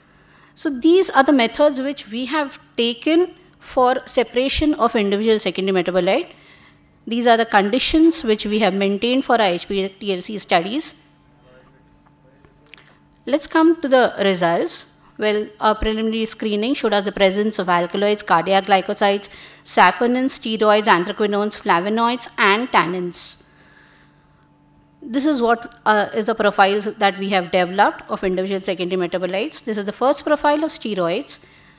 7 types of steroids have been separated, best observed at any wavelength, it's not any wavelength, at wavelength 254 nanometers and 366. Sample concentration of 2 μl is found to be more than suitable as compared to 10 μl. We have tried to even standardize the loading so that separation of bands can be observed. There is no need for derivatization here, since bands are best separated before derivatization. The best solvent system is dichloromethane, diethyl ether, and methanol and water in the ratio 7.7 is to 1.5 is to 0.8 is to 0.12. This is something which we have standardized. So just trying to tell you that the band separation is observed best under these conditions. This is for coumarins. Just a minute, yeah. In this case, derivatization is necessary since some compounds cannot be seen before derivatization. This is for bitter principles. HPTLC chromatogram can be best observed at 366. Major compounds separated at the following RFs, that is 0.81, 0.85, and 0.87. In case of arbutin, we have managed to separate 13 different types. Here we did not get a clear separation, as you can see. So there is a need for improvement and modification in the process of extraction in order to optimize the concentration of separation of bands and also for use of different solvents. Anthraquinones, again here there is no need to derivatize. Best solvent system, toluene, ethyl acetate, formic acid. For anthroglycosides, again this is a separation. This also needs a bit of improvisation because we did get a slight tailing effect in this. So this needs to be improvised. Alkaloids were found to be best observed at 254. Best solvent system, toluene, ethyl acetate, diethylamine. Again here there is no need for derivatization. And finally the sterols which were found, this also needs a bit of improvement. Before derivatization we have got good results in this. Okay, so that was about the chemical fingerprints or individual fingerprints. Why we have developed this? Because markers are becoming very expensive. So if we, under these standardized conditions, could develop fingerprints, these can be used for authentication. And of course, the band separation gives you an idea that yes, this plan can be worked upon for different types of components. We have shown you that we have 7 types of steroids, different types of alkaloids, each can be worked upon. You can do preparative HPTLC, separate out individually and try to identify the compounds, and that sort of work is what we are carrying out right now. Taken the work little bit further along with our microbiology department, and they have tried to actually take these secondary metabolites which we have isolated, and they have tried to see which is the compound which is actually inhibiting the activity of the known respiratory pathogens. What we have compared it with standard antibiotics, ampicillin and chloramphenicol. Alcoholic extract exhibited higher potency as compared to others, and KB was found to be the most resistant among the 3 pathogens, that is Staph aureus, Streptococcus and KP. The extract of Pipalongum is active against both gram-positive and gram-negative organisms. Thus, the bioactive components present in Pipalongum, that is the cardiac glycosides, anthroglycosides, steroids, essential oils, these are responsible and can be used as a broad-spectrum antibiotic. These are the results what we have done. We have done all 3 methods, that is the disc diffusion, ditch method and the well method, just to confirm our results and be on the safer side. This is what I was really talking about, but that such type of work really needs to be done, because we are just saying we take the whole extract and we check out for it. Here we have tried to individually extract the extracts and try against all the organisms and see which is responsible for the inhibitory activity. Our results showed us that essential oils, steroids and cardiac glycosides are responsible mainly for the inhibitory activity, but it did not work on KP. We've done the NMIC for it.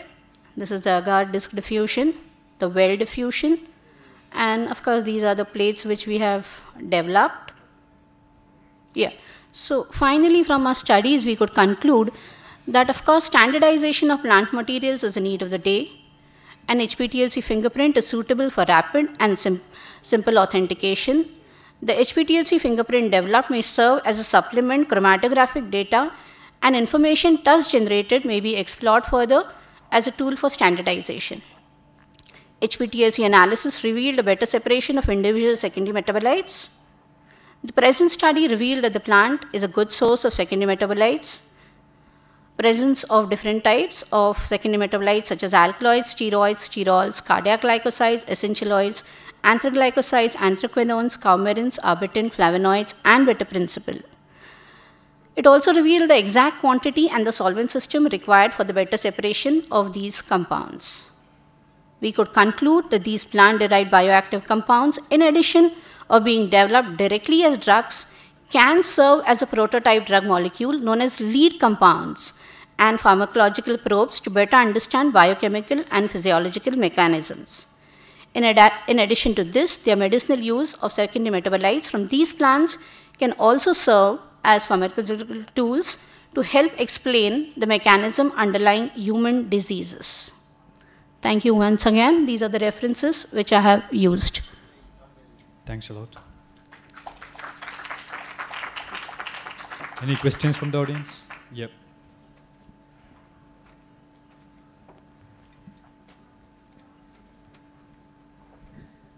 I just want to know what is the powder you said, the dried powder of the Pipidi, sample? you call it, you can call it's piper. Yeah, that you have dissolved in what solvent to run it on HPTLC? Dissolved in what? See, here we are using different types. Okay? We are extracting individual secondary metabolites. So everything has a different methodology of its own. It's not a particular solvent that you're dissolving. If you want to develop for a marker, you can use an ethanolic extract and then run it. That could be for a single this. But if you want individual secondary metabolites, you'll have to proceed. So for each type of the metabolite, the solvent in which you dissolve the sample is different? Yes, because the method of preparation is different. Is it possible to run it with aqueous samples? I mean, I heard HPTLC is not suitable for separating samples that are dissolved in water. It normally, see, when you develop, if the water concentration is more, you'll get a tailing effect. Okay. Tailing as in your band will actually drag along. So that is not suited. You need an exact separation of compounds. So it's preferable to dissolve them in organic solvent? Yeah, preferably if you can prepare an ethanolic extract or a methanoic extract and then run along, that, that would suit any of the metabolites? Yes. Okay. Thank you. Yeah. Any more questions? Yes. Yep. 1 second. Thank you. How do you actually determine that it is any of these secondary metabolite which is responsible for the activity, antimicrobial activity, since you are using very small quantity, about 10 microliter? I didn't get you. How do you? So I want to find out how do you determine the antimicrobial activity of each secondary metabolite? Yes, because we have extracted individual secondary metabolite and by these different methods, by the agar ditch, by the diffusion and the well diffusion method, we have loaded these, right? And then we have checked the inhibitory activity of each. Taking a normal solvent and a secondary metabolite, and then you check the activity, that as a control and this as your plant material extract. Okay. Yeah. Thank you. Welcome. Thanks a lot.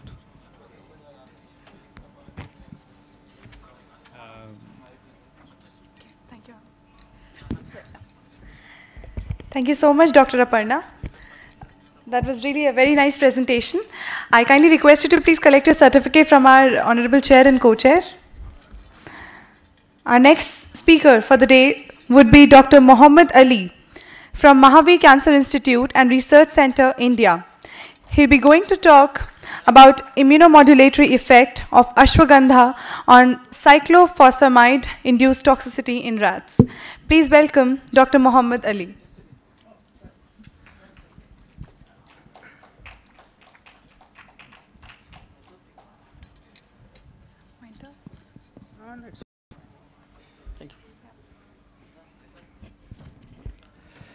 Thank you very much. First of all, I would like to give my thanks and gratitude to the OMIS group who has given me the opportunity to present my paper here. My topic is immunomodulatory effect of Vidania somnifera on cyclophosphamide-induced toxicity in rats. As we know, the burden of the cancer and incidence of the cancers are increasing in all over the world. And the thing is that we have lots of the cancer medicine, but despite of that, we have the one major problem, that is the toxicity of that drug. We try to mitigate the toxicity of that drug by inducing the ashwagandha. So, cancer incidence in India. So, total number of cancer cases as far as the record 30 lakhs, and the new cancer cases every year 10 lakhs, and number of death every year is 7.5 lakhs. Incidence of cancer cases in Bihar, particularly in Bihar, because Bihar is that state where the malnutrition is, problem of malnutrition is there. And 2.5 lakh cancer patient any time is available, 7 lakh 50,000 and 80,000 new cancer cases every year coming in our hospital, Mahavir Cancer Institute. It is the largest cancer hospital after Tata Memorial Hospital. 60,000 cases die every year, and according to WHO, 33% cancer can be prevented, and 33% cancer can be cured, and 33% palliated by different modalities of the treatment. Cancer scenario, early stages 15% and advanced stages 85%, because as we know that the advanced stages, patient does not know what is the happening inside the body, and whenever any tumor comes, they try to ignore that what kinds of the tumor and what is the reason behind this, and they ignore to go to the medical doctor. That's why the advanced stage is so high in India. So Mahavir Cancer Sansthan reported that stage 1 cases 2% of the cases coming in stage 1, 12% coming in stage 2, and 46% the cases of stage 3, and 40% patient coming off stage 4. So male and female ratio, that is according to the 2012 data, 41% male and 59% female are suffering with the cancer. So different modalities of the cancer treatment which is available all over the world is radiotherapy, surgery, chemotherapy, and immunotherapy. So need for the study that the cancer is the leading cause of the death in economically developed countries and the second leading cause of the death in developed countries. And there is only one way to check the cancer, that is the chemotherapy we have. Unless until we are going to cure the treatment of the cancer, surgery is available, radiotherapy is available, but the chemotherapy is on all the cases we try to give the chemotherapy. So the role of the chemotherapy is bigger. Chemotherapy is the primary treatment available for disseminated malignant diseases. Most common chemotherapy agents which acts by killing the cell that divides rapidly, one of the main properties of the cancer cell. This means chemotherapy also harms the cells that divide rapidly under normal circumstances. This is the reason which causes the toxicity. So chemotherapy is usually given as a course of several sessions of treatment over a few months. The length of the treatment and the number of cycles depend on the type of cancer being treated for. Each person's reaction to chemotherapy is different. Some people have a very few side effects, while someone have the more effect. And the immunosuppression is the major drawback in the chemotherapy, and it also has the toxic side effects like myelosuppression, mucal ulceration, and the alopecia. So myelosuppression is the one of the key factor. This is because that generally anyone who is suffering from the cancer, the regime of the chemotherapy of the 6 cycles, that is of the 6 months after the interval of 21 days. But the thing is that whenever the patient gets the one cycle of the chemotherapy, the condition of the myelosuppression comes. which consequences the patients are unable to take the another cycle, this is the basic problem of the cancer patient. So drugs are available, but the toxic effects of that drug which causes the hindrance to receive the another cycle of the chemotherapy. In which cyclophosphamide, doxorubicin, and so many drugs are available, which is a very good drug, but it has a very toxic effect.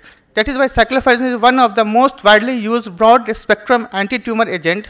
It is used in the treatment of carcinoma of the breast, lungs, ovary, bladder, non-Hodgkin's, acute and chronic leukemia, etc. Cyclophosphamide itself carcinogenic, potentially carry transitional cell carcinoma of bladder as a long-term complication. It itself causes a cancer. It's a cancer-causing agent. So it can lower the body's ability to fight an infection, causing immunosuppression, and also have side effects like bone marrow toxicity and testicular cell damage. This is also issue, the reproductive health problem for the men. Cyclophosphamide can reduce the number of white cells which help to fight infection. White blood cells are produced by the bone marrow. If the number of the white cells is low, patient will be more prone to infection. A low white cell count is called neutropenia. And the neutropenia begins 5 to 7 days after treatment, and resistance to infection is usually at its lowest 10 to 14 days after chemotherapy. The number of the white cells will then increase steadily and usually return to normal before next cycle of chemotherapy is due. It happens not in all the cases, but I have seen whatever the cancer patients coming in our hospital, patients receive the chemotherapy cycle, they are unable to receive the second chemotherapy cycle. Lots of problems come and despite of that myelosuppression, patients are lots of the pain, and we don't have the such and such medicines, painkiller department. Pain management department is also available in our hospital, which is also fight with such kind of the toxicity. So drug mechanism of the cyclophosphamide. In order to work, cyclophosphamide is converted by the liver into two chemicals, acrolein and the phosphoramide. Acrolein and the phosphoramide are the active compounds, and they slow the growth of the cancer cell by interfering with the action of DNA within the cancer cells. So unfortunately, normal cells also are affected, and this results in a serious side effects. In addition to slowing the growth of cancerous cells, cyclophosphamide also suppresses the immune system and is referred to as immunosuppressive.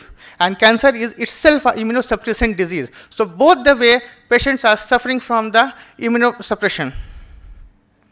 Cyclophosphamide also decreases the immune system response to various diseases and conditions. And cyclophosphamide is also used to treat a severe rheumatoid arthritis. These are the side effects of the cyclophosphamide. As I have told that it has a serious side effects like alopecia and thinning of hair, but most serious problem is the myelosuppression. And these are the other side effects: gross and microscopic hematuria, unusual decrease in the amount of urine, mouth sores, unusual tiredness, weakness, joint pain. These are the problems. So cytoprotection means protection of the cell from the noxious chemicals or other stimuli, enhancing the ability of the cell to resist injury. In that way, cytoprotective agents will reduce or prevent these toxicities. These agents should ideally be selective for normal cells versus cancer cells. These are effective in reducing or preventing toxicity, have no negative impact on anti-cancer therapy, and have minimal adverse effect. So this is an attempt made to evaluate whether ashwagandha has the cytoprotective action and as a supportive treatment of chemotherapy in cancer. So ashwagandha, as we know that it is known as the winter cherry, and the Sanskrit name is ashwagandha, and its botanical name is the Vidania somnifera. Ashwagandha benefits, all we know that, the people they are sitting here, they are knowing that what is the benefit of the ashwagandha. So a herb that rejuvenates the nervous system, it is insomnia and is stress, and so many earlier presentation was also regarding the ashwagandha. So it is responsible for healthy immune system, physical strength, lustrous complexion, clarity of mind, and sense of well-being. So lots of the research papers are available regarding the immunobooster mechanism of the ashwagandha. So ashwagandha increases the hemoglobin and hair melanin, it stabilizes the blood sugar and lowers the cholesterol. So these are the benefits of the ashwagandha. It also helps in the digestive system, cardiovascular system, respiratory system, nervous system, endocrinal system, and it's a very good benefit in the reproductive system, excretive system, and the skin system. It also increases the immunity. That's why we have selected to combat such kind of a toxicity, because it has a very vital role to increase the immunity.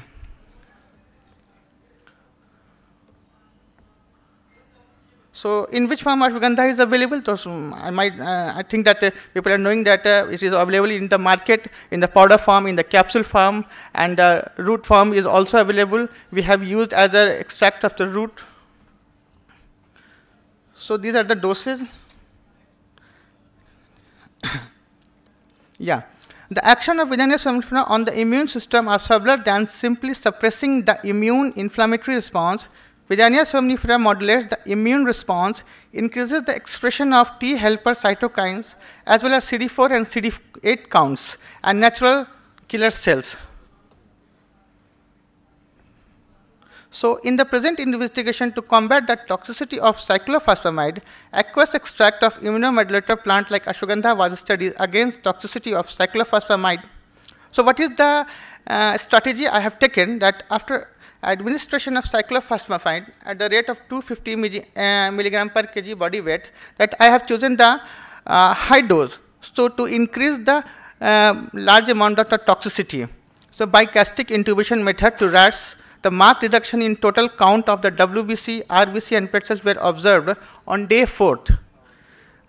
Usually, it happens in the patient at the 4th to 5th day that myelosuppression, the cases of the myelosuppression comes. That is why we have also observed the day 4th, the condition of WBC, RBC, and platelets. So, when ashwagandha administered 5 days prior to cyclophosphamide, so what is the regime I have chosen? That suppose the day of the cyclophosphamide is we have to give the, today we have to give the cyclophosphamide administration.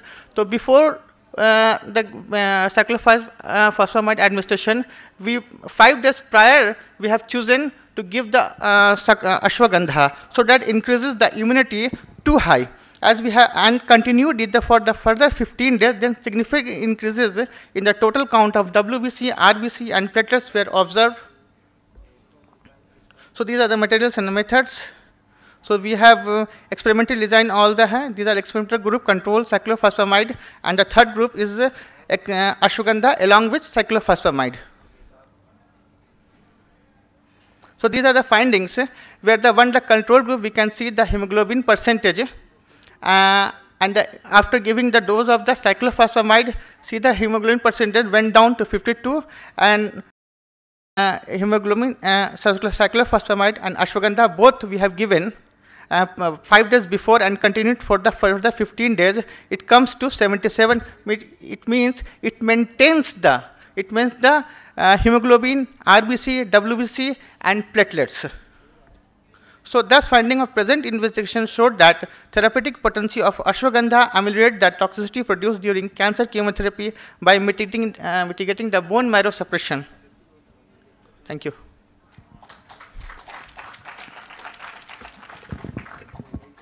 Thanks, sir. Any questions from the audience? Thanks, sir.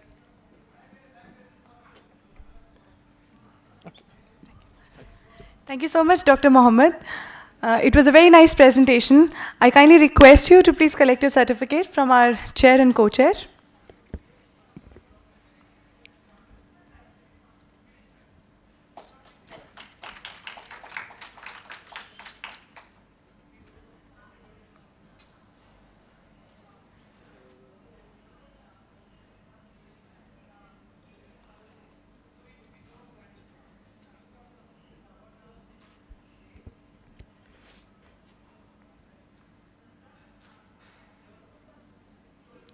Thank you so much once again.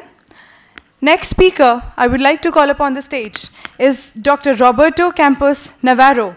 He'll be speaking on traditional healers practices within Western model hospitals. Please welcome Dr. Navarro on the stage.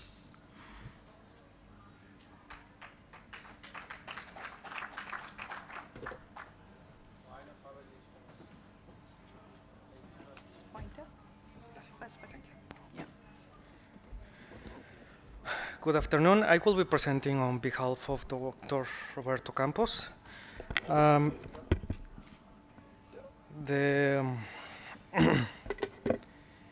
Well, traditional healing practices within Western model hospitals, recent experiences in Mexico, by Roberto Campos Navarro and Adriana Ruiz Llanos, School of Medicine, UNAM. Mexico, along with China, India, Egypt, and Mesopotamia, comprise the oldest civilizations in the world.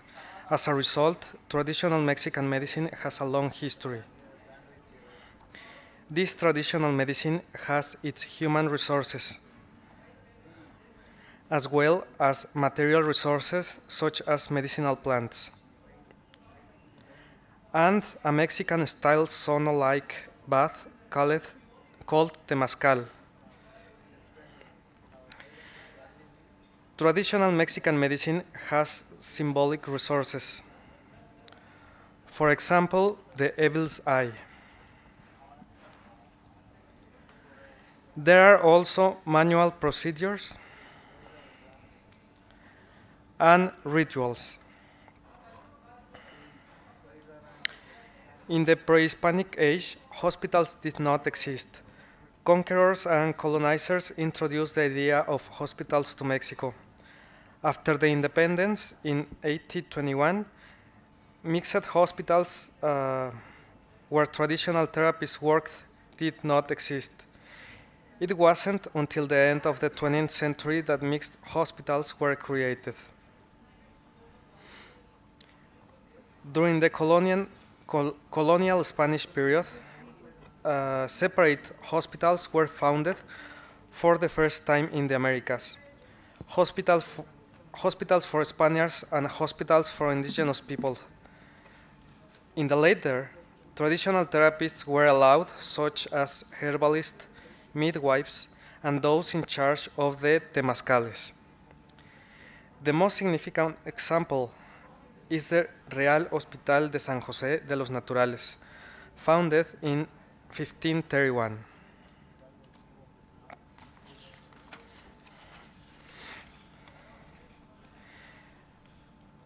This hospital was closed in 1822 when independence was achieved.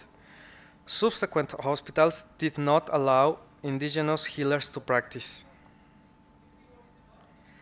In 1904, the General Hospital of Mexico was founded, and later other national medical institutions. But these hospitals did not allow indigenous healers to practice. At the end of the last century, elements of traditional medicine were incorporated into the existing hospitals. The legal basis for this inclusion can be found, first, in the Constitution, second, in the 169 Agreement of the International Organization of Work, and third, in the General Health Law. Cuetzalan, a town located in the state of Puebla in central Mexico, incorporated traditional Mexican medicine in 1990 in one hospital. Success led to the construction of a new building last year. In the traditional medicine section, one can find traditional therapies, use of ritual spaces, a temazcal, and medicinal plants. Another town, Geselchacán, state of Campeche, southeast Mexico, various services were established in the rural hospital in 1996, including consults with herbalists, midwives, and also sobadores, a term used for traditional massage therapists. In the women's section, they replaced hospital beds for hammocks, Well, speaking of vestibular stimulation, this change did not interfere with the provisioning of biomedical services. In the state of Nayarit, Western Mexico, a modern hospital was built emulating Quetzalan's model, with an integrated traditional medicine section in the same building.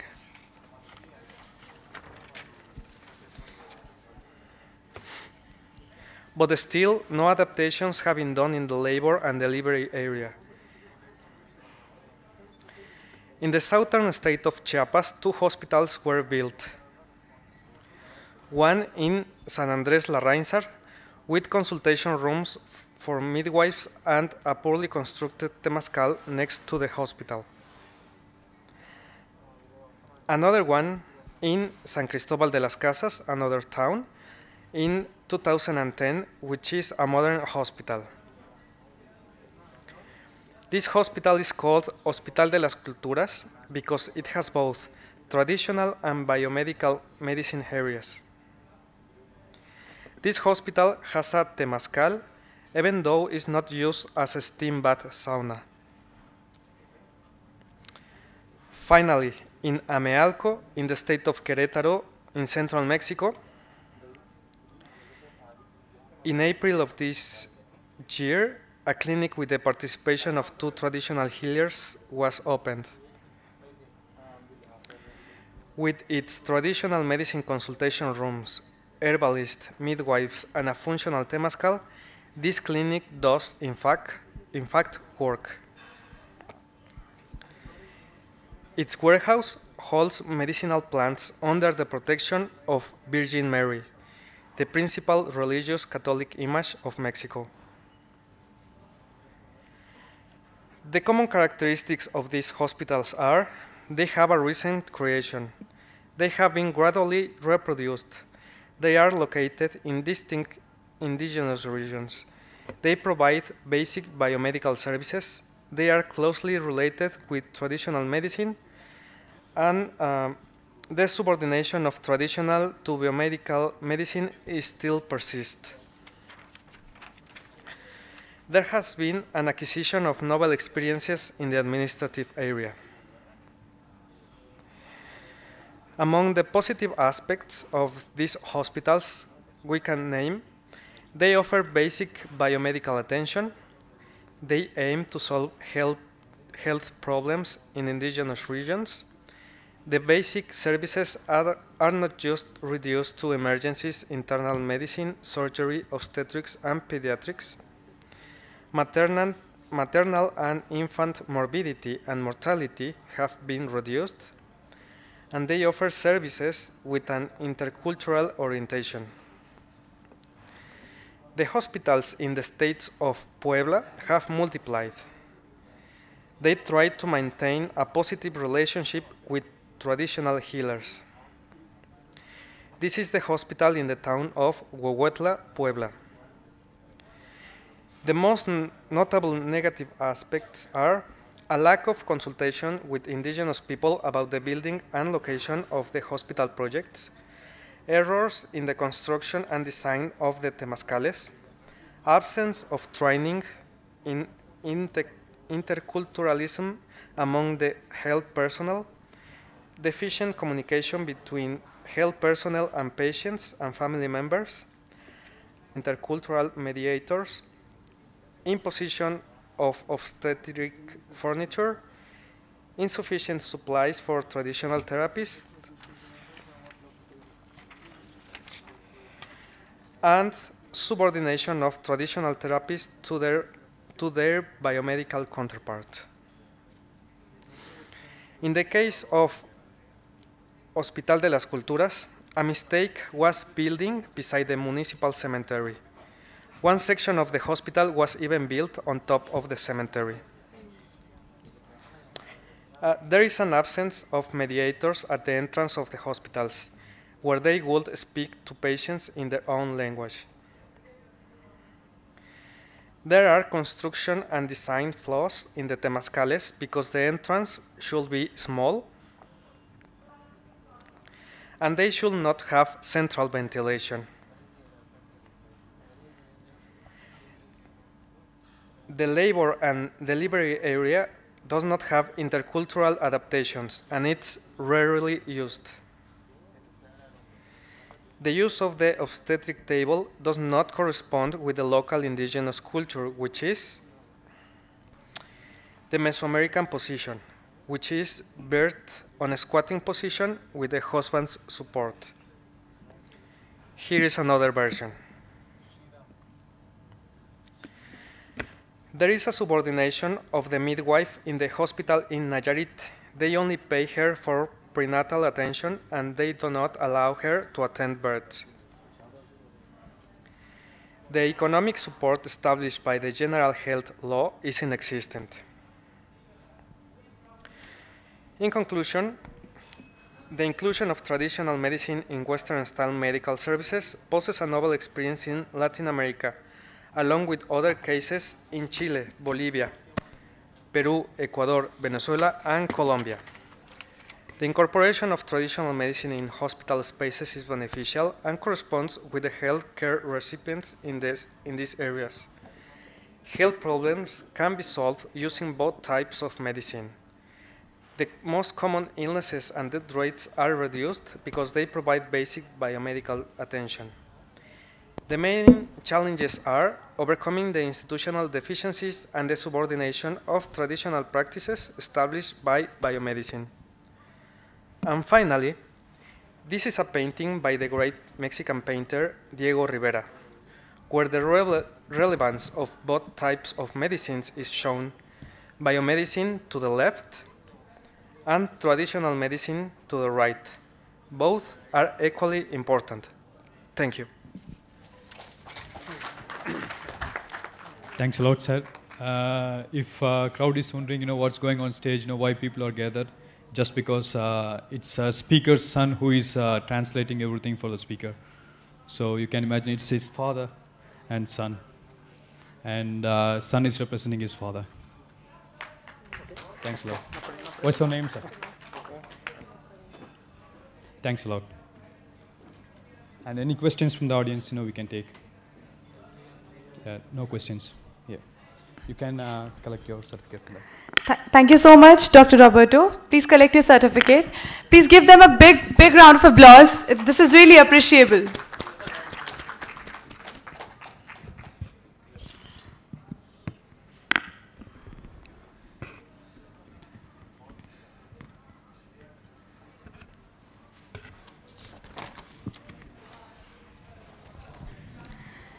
Now, the last presentation of the day will be given by Dr. R. Baines from Alaska Family Medicine Residency, USA.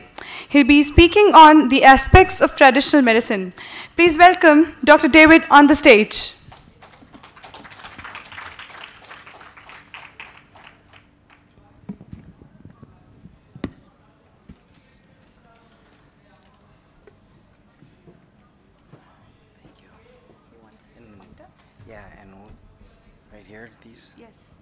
Okay. All right, thank you. I appreciate the hearty group here that we have that have made it all day. I originally was scheduled for Wednesday, but when I made my travel arrangements, they had assured me that I was going to be at the beginning of the conference, so I made my travel arrangements accordingly, and then when I arrived, I found out I was speaking a couple hours after I left Hyderabad, so they were able to accommodate me, and it actually works out pretty well because what I'm going to speak about is going to be very similar to what the previous presentation was talking about. And what they are doing in Mexico is something that has been a lifelong passion of mine in the United States. So I'm from the Tlingit and Tsimshian tribes of Southeast Alaska. Our people have been there at least 12,000 years. And so we have a long history there, and our culture and belief system go way back. when our traditional way of teaching is by stories. Unfortunately, with a 15-minute schedule, I'm going to have a hard time doing that. But the one or two stories I want to put into my presentation is when I was growing up on our reservation, pretty much higher education was not encouraged, and it was we were expected to work in the fishing industry or logging or in construction. And most of the time, our young people, especially the young men, would go off into the military, see the world for a bit before they came home and settled down. So that was like my plan. However, when I got a job out of high school in our sawmill, I had there was a severe explosion, which should have killed me, but it ended up crushing my legs, and I had several years to recuperate. And during that process, kind of saw the light that I should head off towards a career in medicine, and ended up going to the medical school at the Mayo Clinic in Minnesota. Unfortunately, that experience in medical school was very difficult for me culturally, even though I did okay with the academics, and so I had serious doubts about being able to continue on in medical school, even though the academics was okay. The issue was I couldn't see how I could retain my cultural belief system and practice Western medicine, and so was unable to compromise on that, and so was considering dropping out of medical school. I got the opportunity to work with a nearby reservation with some high school kids that were having trouble in school, and had a great time with these kids. They actually didn't have any problems learning, but they were having trouble with having teachers that could talk to them in a way that they could understand. And while I was there, I got invited into a traditional sweat lodge ceremony, similar to the what you saw in the pictures in Mexico. Ours are built a little bit different, but the concept is the same. It's a spiritual cleansing ceremony, a very powerful ceremony. And during the ceremony, even though I had never spoken to the medicine person, and he started praying for me to finish school, and actually gave me a vision of where I could see myself working with our people as a healer. And so in our traditional way, he did not tell me how I could incorporate my belief system and my culture and do Western medicine, but he showed me that there was a way to do it. And so then it was my responsibility to take that journey on and go from there. And there's my sweat lodge. So in our culture, the health is not just the absence of disease, but it's a state of harmony. Harmony with ourselves, our mind, our body, our spirit, harmony with others, and harmony with all of creation. And when we have that harmony, then we believe that we're resistant to disease. When something breaks into that harmony and causes an imbalance, then that is when the disease can get us. So for thousands of years, we've understood how stress can affect our ability to withstand the onslaught of disease. And so our spirituality, because of our, the individual is the mind, body, and the spirit, but the spirit is what goes on from when this physical life is over. So our spirituality is critical to our concept of health. And I got adopted by the several different tribes down in the lower 48, so my families there helped me put together this regalia. So we believe that all of us have some ability to heal ourselves and others, but that there are some of us that have special gifts that have been given to us that allow us to have much more access to the healing powers from the Creator. And so it's not something that you can say, oh, I'm going to be a healer. Oh, I'm going to go to school to be a healer. This is something that is a gift to you. Most of the tribes, it's handed down from our ancestors. So we believe the council fire of our ancestors that are on the other side in the spirit world decide on what gifts go to which lives that are being born in the tribe. And so there's the ones that decide where which gifts we get. And so our job as young people then, we're instructed that our job then is to, as young people, to find out what our gifts are, and by finding out our gifts, we find out what our path is.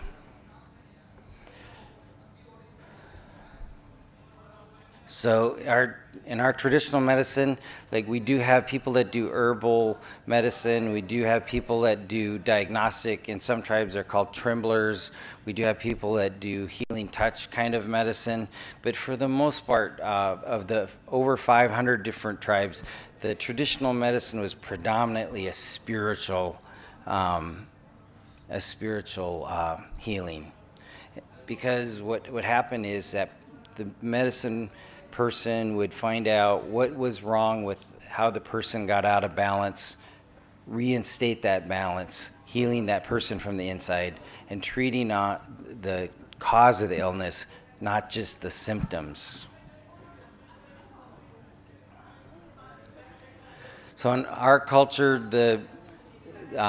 one of the predominant themes is respect. When we teach our children, the first thing we teach them is how to respect themselves, because they're important. They're the next generation, that they have gifts that they have to seek out and find out what they are, and that they're important. Next, they need to learn to respect others so they can play with their siblings and friends. And then when they have enough reasoning power, we teach them how to respect all of creation.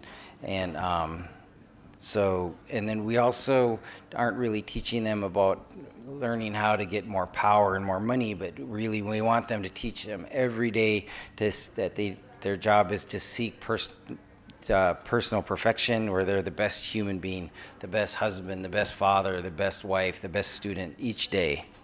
And that everybody's role in the family is to provide and protect. And you'll see this theme in the photos. And in our culture, the individual is not the center of the universe, but it is the individuals, as in Western culture, but the individual is supported by the family, which doesn't have to be blood relatives. In our cultures, we're very accepting of others that we care about as being part of our family, which is then supported by the community or the tribe, which is supported by Mother Earth. And so this tier, our support structure, has to be in place also for that harmony to exist. And so, I think it's something in this modern world that's so fast-paced that people don't make an effort to really establish this very well. Teaching my son how to talk to the eagles. So we believe there's a thin veil between the physical and the spiritual world. And when we have our dreams and visions, that's when we go back into the spirit world. And the sweat lodge is also symbolic of us going back into the womb of Mother Earth, where we started out pure. We don't believe in the concept of original sin like with Christianity. We believe that we come in pure and we get our impurities on this side.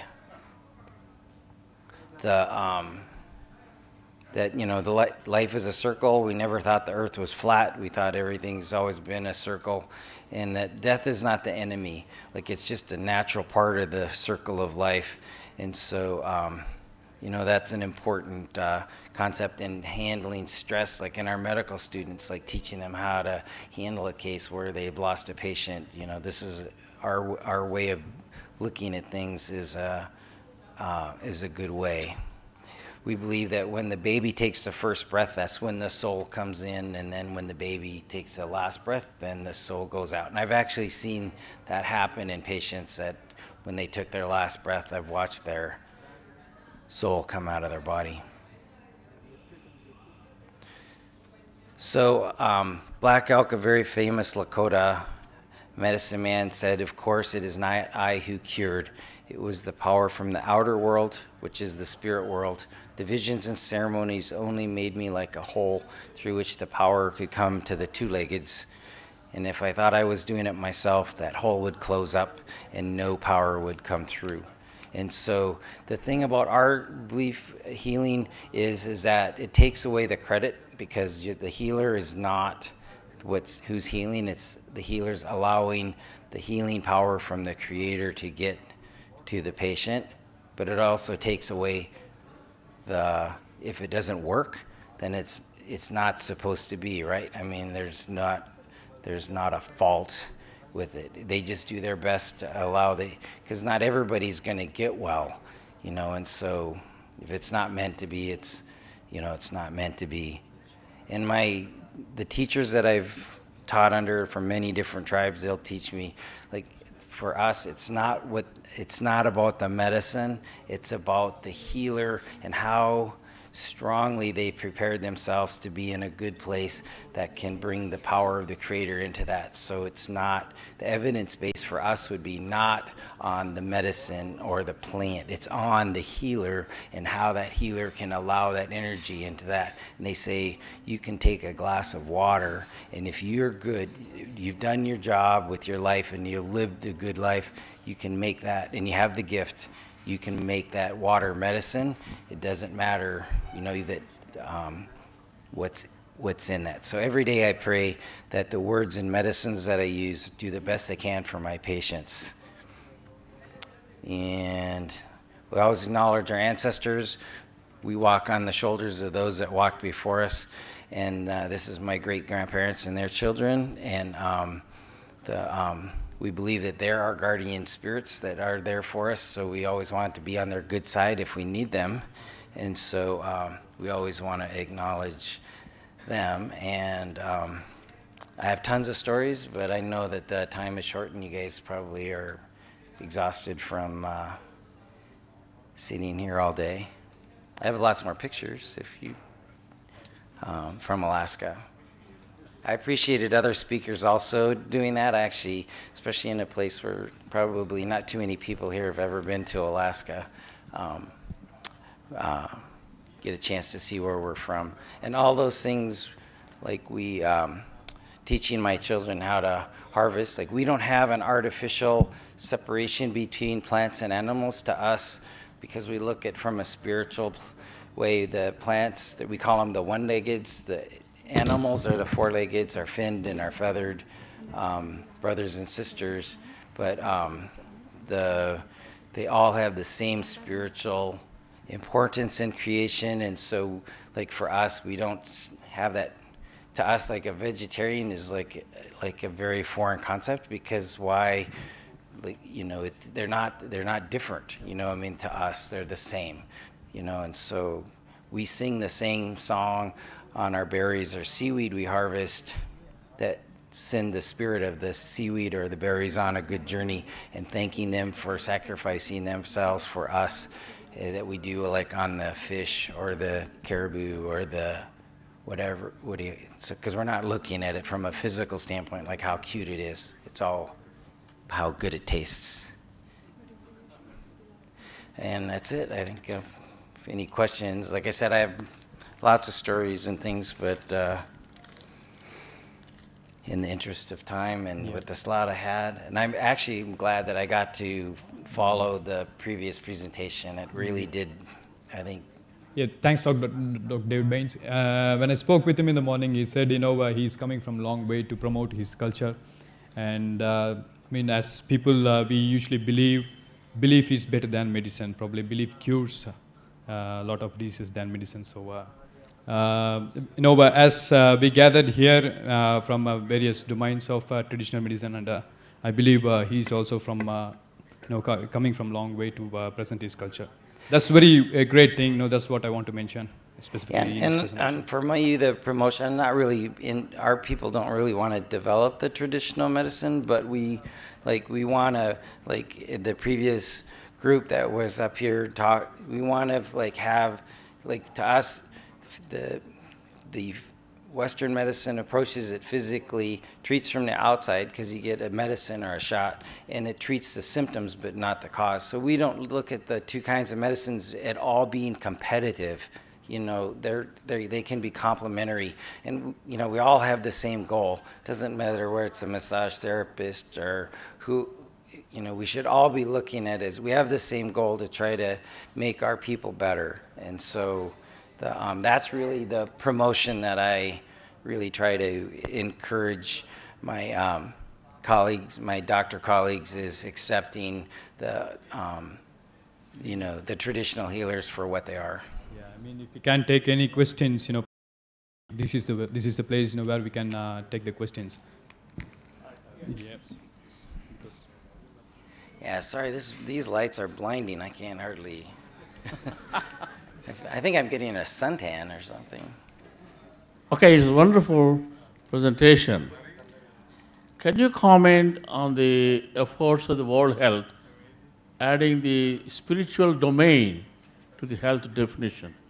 No, and actually, you know, World Health Organization was one of the first organizations that also had jumped on the traditional belief of not having just absence of disease as being the state of health. They were one of the first organizations to say, you know, that it's more than just an absence of disease, but it's, you know, but a state of well-being. And so, like, you know, I think you know, they're progressive. I mean, I think they do lots of great things, and you know, and I think that it's a positive. I think that should happen, because what happens, religion has to unite. But unfortunately, what's happening in the globe is religion is dividing us. Maybe that is one of the obstacles of World Health is thinking, not pushing forward to add the spiritual domain. But some says the already defined definition is modified. But I'm wondering why they are taking so much time neglecting not adding the spiritual domain to the health. Yeah, well, nobody's perfect, so. Doctor, you mentioned that from your school of thought, the soul enters at the time of birth of the baby. But there is also another school of thought which says that the soul enters at the time of conception itself. Yeah. In the sense that for 9 months, the fetus is growing. How, if there's no soul in it? No, well, we have the spirit and the soul can be different, like, parts. So, like, certainly it does have a mind and you know, and emotions. But for us, like, the spiritual part of it goes in with the first breath, and when the baby has its first laugh, then that spirit is saying, "This is a good place, and I'm staying." You know, if that baby dies before it takes its first breath, like it was born premature and never breathed on its own, then we don't believe that the soul came into that baby, that it was still waiting on the other side. And then we'll come back with the next, because we believe in, most of the tribes believe in reincarnation, and most of them believe that we come back 7 times before we go back to the spirit world for good. And so, you know, so, yeah, I mean, we're not, you know, that's just the way we believe. I'm not saying, like, I know the Christian groups believe about this, you know, that the soul comes in at conception, but that's not what the Creator told us. So, thanks a lot, Dr. Baines. Yeah, you can come and collect the certificates, please.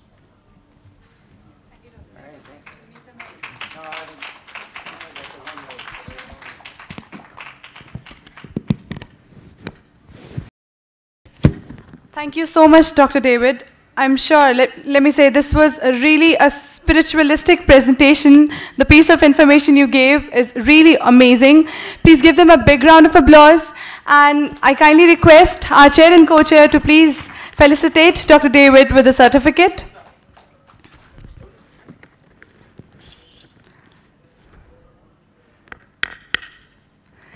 So this was the last session, this was the last presentation of the session today.